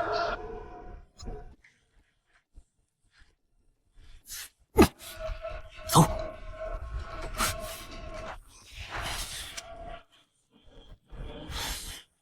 早知道他没死，老子就不进城了。他娘的，到底谁是皇军，谁是蝉？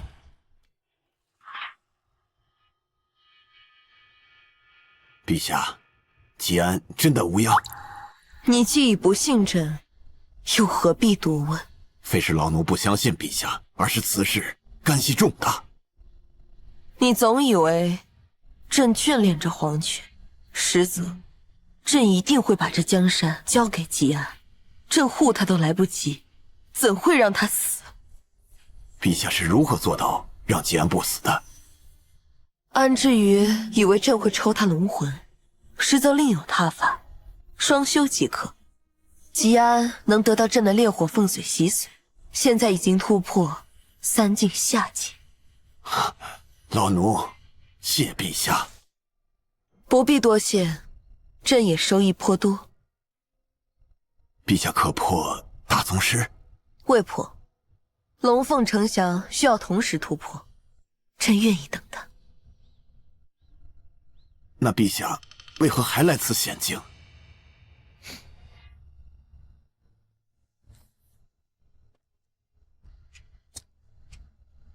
你不觉得这里聚集了这么多妖魔鬼怪很有意思吗？安之瑜喜欢下棋，朕就陪他下。朕倒要看看他是如何逼宫秦王。朕相信吉安总能在关键时刻突然出现，一鸣惊人。到时候朕再以救驾之功封他为陈国公，再拜摄政王。你觉得这个主意好不好？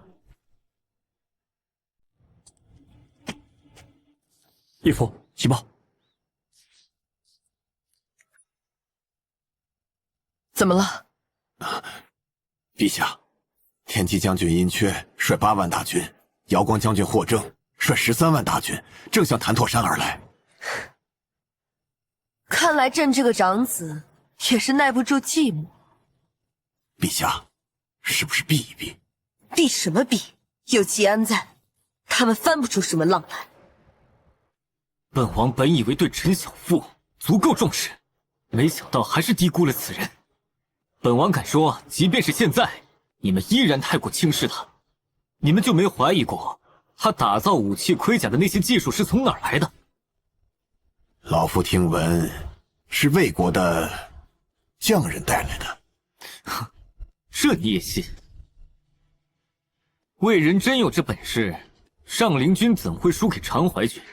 本王已查清，这些匠人本是上林军的。若真能造出这等装备，上林军早成魏地。殿下的意思是陈小富他自己的技术？去年4月，陈小富跳楼而亡，临安的郎中都确诊他死了，怎会突然活过来？你们不觉得他奇怪吗？死而复生，从痴傻变成了比肩大儒的天才，还在花溪别院的后山打造了别处没有的独门假械。这么巧，那批匠人来投奔，才造出这些武器盔甲。如今他花溪别院的院墙，说是院墙，却比城墙还坚固，里头暗藏了不少防御工事。殿下的意思是，这个人不是陈小富？不，他依旧是陈小富，却是道典中所记载的生而知之者。什么是生而知之者呀？死而复生，知常人所不知之事。你们也可以理解为后世而来的人。这怎么可能？哼，大千世界无奇不有，比如道教所举行的仪式就可招魂，甚至是神。那该如何杀死陈小富啊？神是杀不死的，但神转而为人，便有了短处，比如安小薇。殿下，花溪小院空无一人，没有安小薇的踪迹。好，陈小富，我还是小看你了。你果然算无一策，这一局，本王输了。萧炎，老奴在。去将庆王叫来。遵旨。这两个孽子，竟然为了皇位做出这么大逆不道的事情来。封印可是北魏战神，他一定不会错过这么千载难逢的机会。说不定他已经攻破北固关了。朕不及魏皇后原意，吉安是魏皇后的儿子，不仅生得漂亮，还很优秀。他还懂得顾全大局，不像朕的两个孽子。陈乾，朕从小把你养在后宫里，是希望你成长得快一点，等朕老了，便把江山传位给你。朕的两个儿子里，在朕看来，你比你的兄长更仁慈一些。但是当朕遇见吉安之后，便改变了主意。你们二人都不及吉安有才华，朕让你以吉安为镜，你却偷偷演戏，欺骗朕，你真是让朕太失望了。我没想到你竟然和潘不负沆瀣一气，将天选、天权二军调动到了这里。母皇，还请母皇恕罪。你意图弑母，竟然还妄想朕能够饶过你？你们兄弟二人真是愚蠢至极，全都是安之瑜随时可丢弃的棋子。还有你那自以为是的哥哥，竟然把天机、瑶光二军也调来了潭拓山。四军汇集，39万大军集结在这里，你猜安之瑜下一步会怎么做？儿臣也不知道。大哥他……这就是你们二人远远不及吉安的地方。吉安曾经说过，这家福寺是龙潭虎穴，多少人都会铤而走险，包括你那愚蠢的哥哥。他也说过，有多少人过来，就会有多少人死在这里。安之瑜真正的计谋，就是想让你们二人互相残杀，然后轻易让北固关沦陷，再借魏国之兵夺取大周的江山。到时候朕也会死在家福寺，他再让陈平安顺利登基，你们这些没用的棋子，到时候也是死路一条。现在安之瑜的计谋得逞了，陈乾，你告诉朕，该如何破局？那吉安可有应对之法？他说，该祈福就祈福，该干什么就干什么，这些破事儿有他。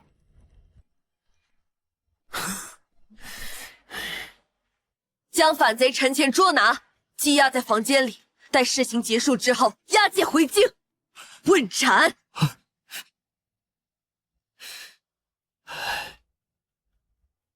母皇，儿臣斗胆问，若我与大皇兄皆死，这大周皇位，您将传于谁呀？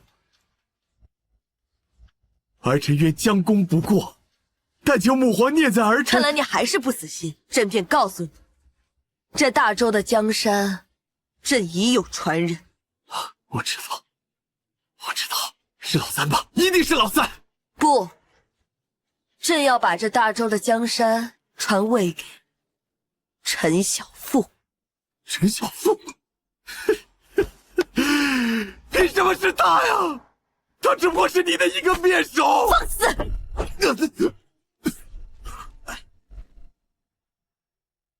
放肆！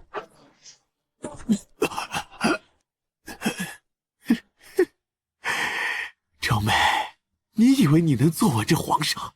你这个荡妇！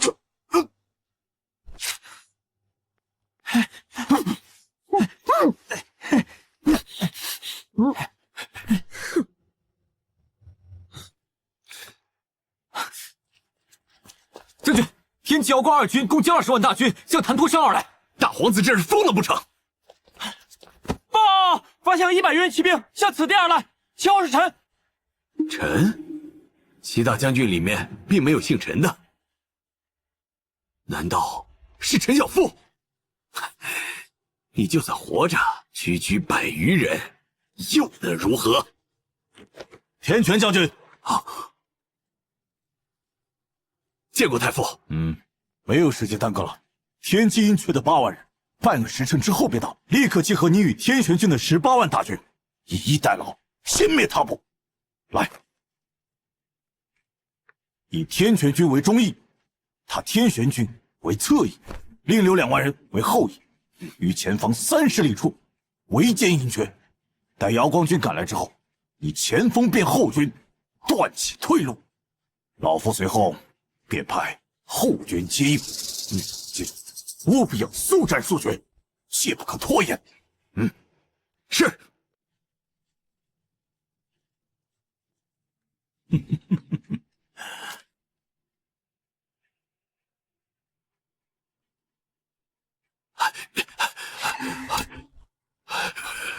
发生什么事了？是陈小富，他趁四军交战之际，突然扔出如响雷一般的武器，众多士兵炸死炸伤无数。你说什么？吉安来了。陛下是如何知道？是吉安告诉朕的，说他来时一定携带雷霆万钧之势，这就是朕喜欢他的地方。真男人就该如此。陛下，老奴觉得你还是尽早离开这里为好。有吉安在，谁都伤不了朕。来者何人？止步！萧炎，让他进来。是。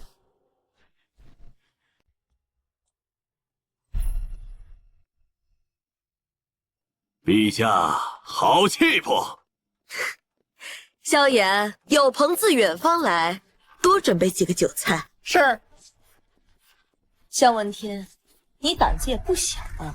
项某向来胆大，转眼10余年未曾谋面，今日一见。今日一见，是不是有些失望？不，陛下风采与才能远超项某预料。这话朕爱听，请坐。谢陛下。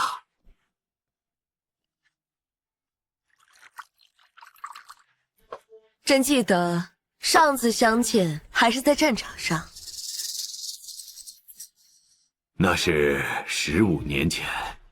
陛下亲率大周7大将军于松岳谷迎战4国联军，那一战，陛下的军事才能震惊天下，也奠定了大周15年的太平。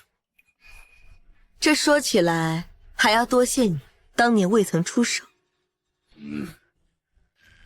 并非老夫未曾出手，而是当时蜀山下长歌就在我的帐内，我不能动。陛下要谢，该谢的是蜀山剑宗宗主才是。是该谢谢小皇叔。不过，向宗师此次前来，不单单是为了叙旧吧？不会是安之瑜派来杀朕的吧？老夫是潘伯父请来杀陈小妇的。哦，那你为何未杀吉安便现身？你就不怕朕将你留下？陛下没有必要留老夫。至于为何现身，是夏长歌又找到了老夫，阻止老夫出手。我想了想，不如就此放弃，既免了陛下的雷霆之怒，又能让楚国九公主殿下不会怪罪，这才是最优解。萧炎，老奴在。去查一查，为何楚国九公主对吉安如此上心？是。陛下，九公主是因陈小妇所作阿莲一曲心生爱慕，若是她能够驾驭陈小妇，对于大周而言是百利而无一害。陛下不如不瞒向宗师，这吉安是朕的肱骨之臣，他已经有未婚妻，金穗秋便成亲。这九公主是楚国人，嫁到大周来，未免委屈了她的身份。这有何难？陛下只要封陈小妇为王，身份自然便匹配了。不行，吉安太过优秀，身份地位太高，日后招来更多女人，何时才能轮得到朕？陛下，义父，陈爵爷已出令大局，安之瑜已然退走。封印5日前攻破北固关，但他却没有入驻城池，反倒率30万大军直奔地京。如今亲率15万赶来坛陀山。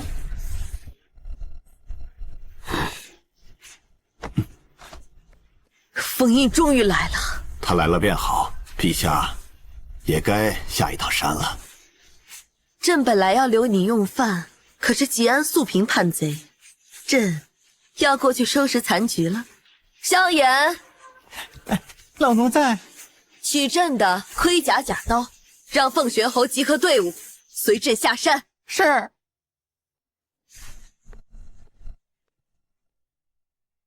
陛下仅凭这些残兵便敢与封印一战？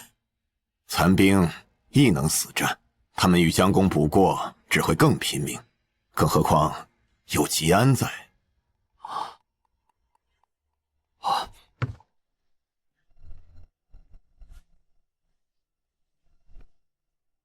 陛下驾到！陛下，吉安，你辛苦了。陛下，臣幸不辱命。叛军申叔泰、苏云阳因缺已经全部伏诛，霍征重伤远逃。陛下，您曾经说过，只要他们放下武器，便不追求他们的不臣之过。臣请陛下向他们亲口说出，愿意将他们留在军中，将功补过。朕恕你们无罪。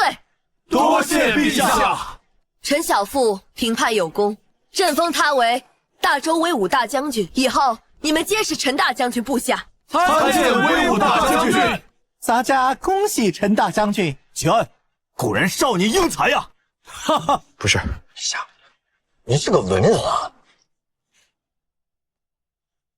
可在朕心里，你勇猛无比。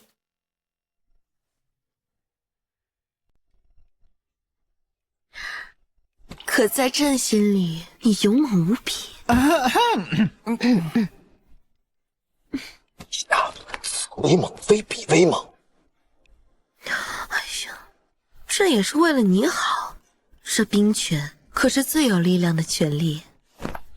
那陛下就不怕臣权力太大，野心膨胀，也生出谋反之心吗？朕的男人不仅要征服朕，还要征服整个天下。你的野心越大，朕越喜欢。看以后朕怎么收拾。那朕等你来收拾啊。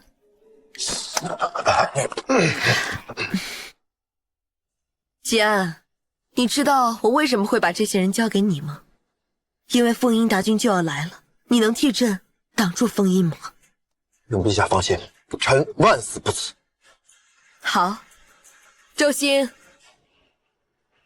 周兴，臣在。你率2万御林军听威武大将军号令，共同迎战封印。是。那朕在嘉福寺等你的好消息。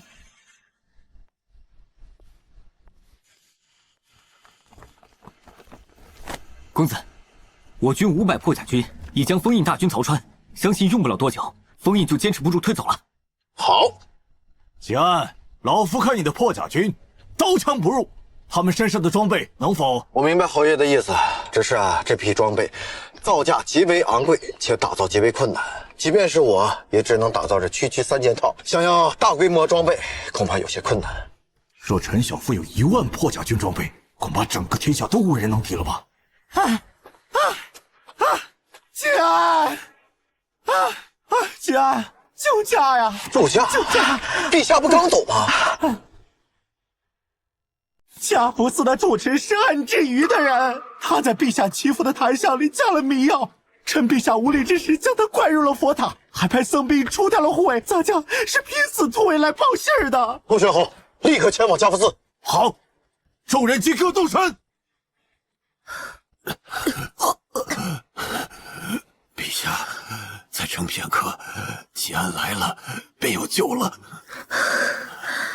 老鬼，这些年我欺负你，打压你，你不恨我吗？陛下，在老奴心里，你永远是那个当初刚进宫时可爱的小姑娘。可是我行事任性，屡次针对你，你真的不恨我吗？不恨，你心本不坏，若真狠绝，当年便不会救下吉安。单凭这一点，老奴便欣慰不已。安之瑜，他带走魏皇后长子，野心极大。我为了保护吉安，才将吉安召回地界，只是为了护他周全。陛下，你不是说陈平安已经死了吗？我是骗你的，我也不知道他是不是还活着。他没死，也不叫陈平安。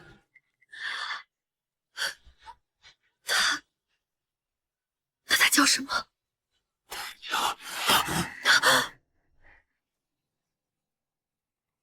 安之瑜呢？上！安之瑜趁陛下无力之时出手，老鬼维护陛下，背断左臂，陛下带他逃入了佛塔。我趁机来报信儿，如今我也不知道安之瑜在哪儿啊！不必找了，太傅被老鬼与周妹联手打伤，正在调息。今日就让小僧会会各位。这是马小宝，你没死？确实是快要死了，好在小僧蚕丝宫破解成功，福大命大。蚕丝宫，你就是消失了数十年的一境高手绝美神僧。正是小僧。我明明检查过你的修为啊，你毫无内力，这怎么可能呢？蚕丝宫每破解一层，就会功力大增一层。未破解之前，功力全失，与常人无异，你怎么能检测出来呢？你潜入后宫，做陛下的面首，也是安之瑜的计划。没错，我功力全无，不易引起人的怀疑，又无法对周妹出手，只能对她进行监视。可笑潘不负请我请求陛下带陈小妇前往嘉福寺，殊不知这本来就是我的计划。可是谁也没料到你居然练成了大威天龙神功，让太傅失策，还险些置我于死地。我逃出去给太傅报信，谁知道又遇到大皇子横插一腿。你呀，这么说来，我算是安之瑜的克星了，让他赶紧出来，别躲着了，乖乖受死。绝处逢生乃是太傅的拿手好戏，只要周妹一死，一切皆可挽回。老奴我未能完成陛下的嘱托，今日被以死逼捕。好，你的境界，我已半步踏入大宗师境界。萧公公，你还是退下吧。你乃是大臣旧人，等新帝登基，亦可重用。洒家对陛下忠心无二。上！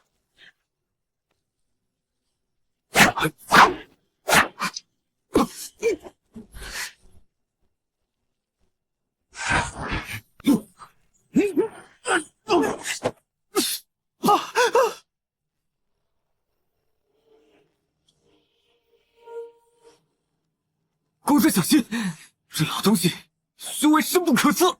吉安，也让老夫好意外，成长得如此之好，真是让老夫欣慰啊！欣慰你妈！也许你会觉得老夫不公，但是老夫所做的这一切都是为了先帝，改天换地，谁也阻止不了我。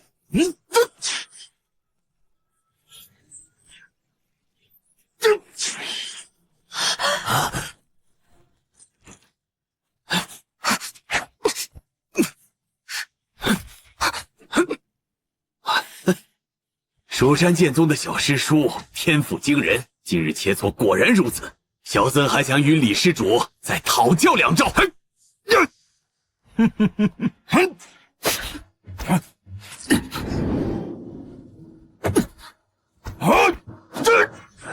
不要！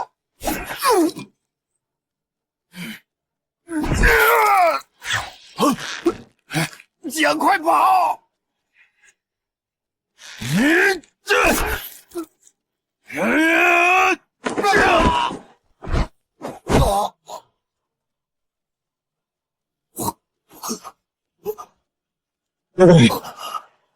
老鬼！少爷，快跑！坚持住啊，老鬼！我还要给你养老呢。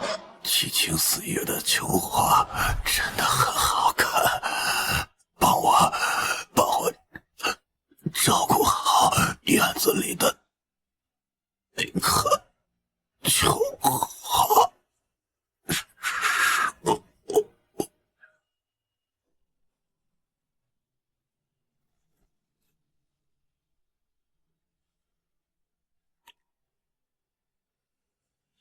过年我就回去陪小薇，不陪你了啊。我呢让酒楼送来一桌席面和几壶好酒，哎，你别喝多了，耽误看戏。等你和小薇有了孩子，让我看一眼，我就能无愧于心的去死了。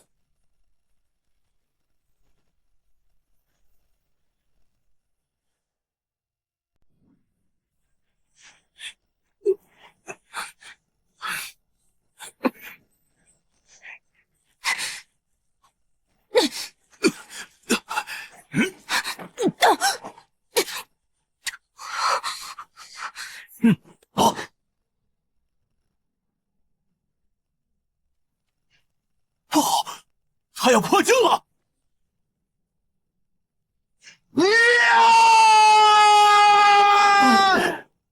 什么？他竟然练成了大威天龙神功，一步踏入了一级上界！老东西，弄死他！大威天龙！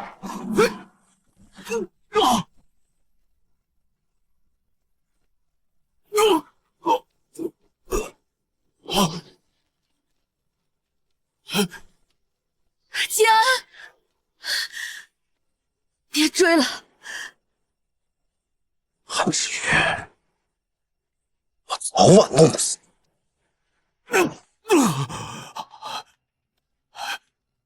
你后悔了吗？你指什么？10余年的谋划，功亏一篑。你有没有后悔没有早点杀死吉安？大威天龙一旦练成，威力非同寻常，即便是你也难挡他3招天龙之一。他才是真正的武学奇才。安之瑜，你后悔了吗？老夫依旧不悔，固执。陈小富，他必须死。为何？他不是先帝的儿子，失败了。是啊，万万没有想到，安置于10余年的筹划，竟然失败了。左相，怕否？老夫既然选了这条路，就不会害怕。左相潘不负，右相廖世坤涉嫌谋逆，证据确凿，现即刻押往监察院受审。带走。不必，老夫自己会走。不知可否见一下陈小富？左相，输都输了，你觉得公子还有见你的必要吗？好，说得好。丧家之犬，岂配见他？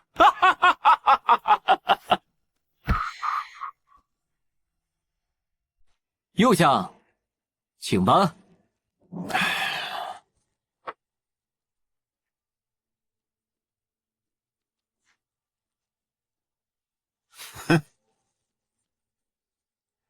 你真的要离开地京吗？你可不可以不走？胡闹！陛下，臣呢答应过老鬼，他死后把他葬在吉庆，我得履行承诺不是？可是北固城还在封印大军手里，要是拖得越久，他们会派更多的大军继续守在那里，到时候收回就更难了。区区封印，不足畏惧啊！等我回来。好吧，那我不能陪你去吉庆了，那我在这里等你回来。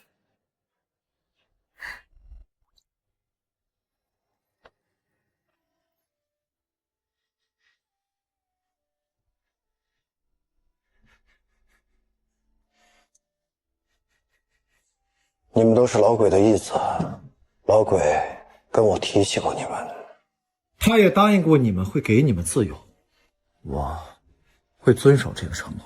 从现在开始，你们去过自己想过的生活。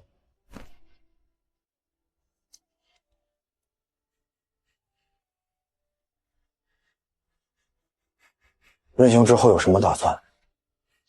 内务司一直是由一家叫龙门的客栈收买情报，养活众鬼。若内务司不在了，这遍布天下的龙门客栈，我希望你可以留下来。可以，不过我要按照我自己的方式去管理，并且我要知道龙门客栈的所有情报。好，我先出发去江南，将江南所有龙门客栈的账簿收集起来，等少爷到了再过目。好。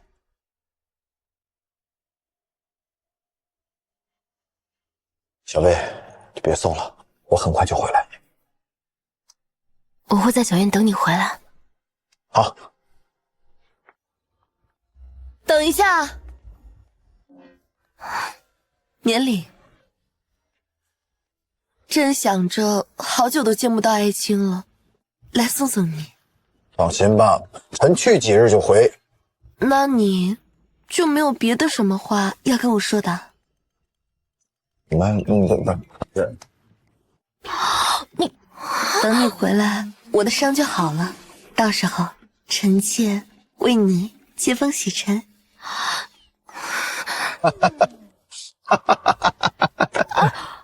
自己人，自己人。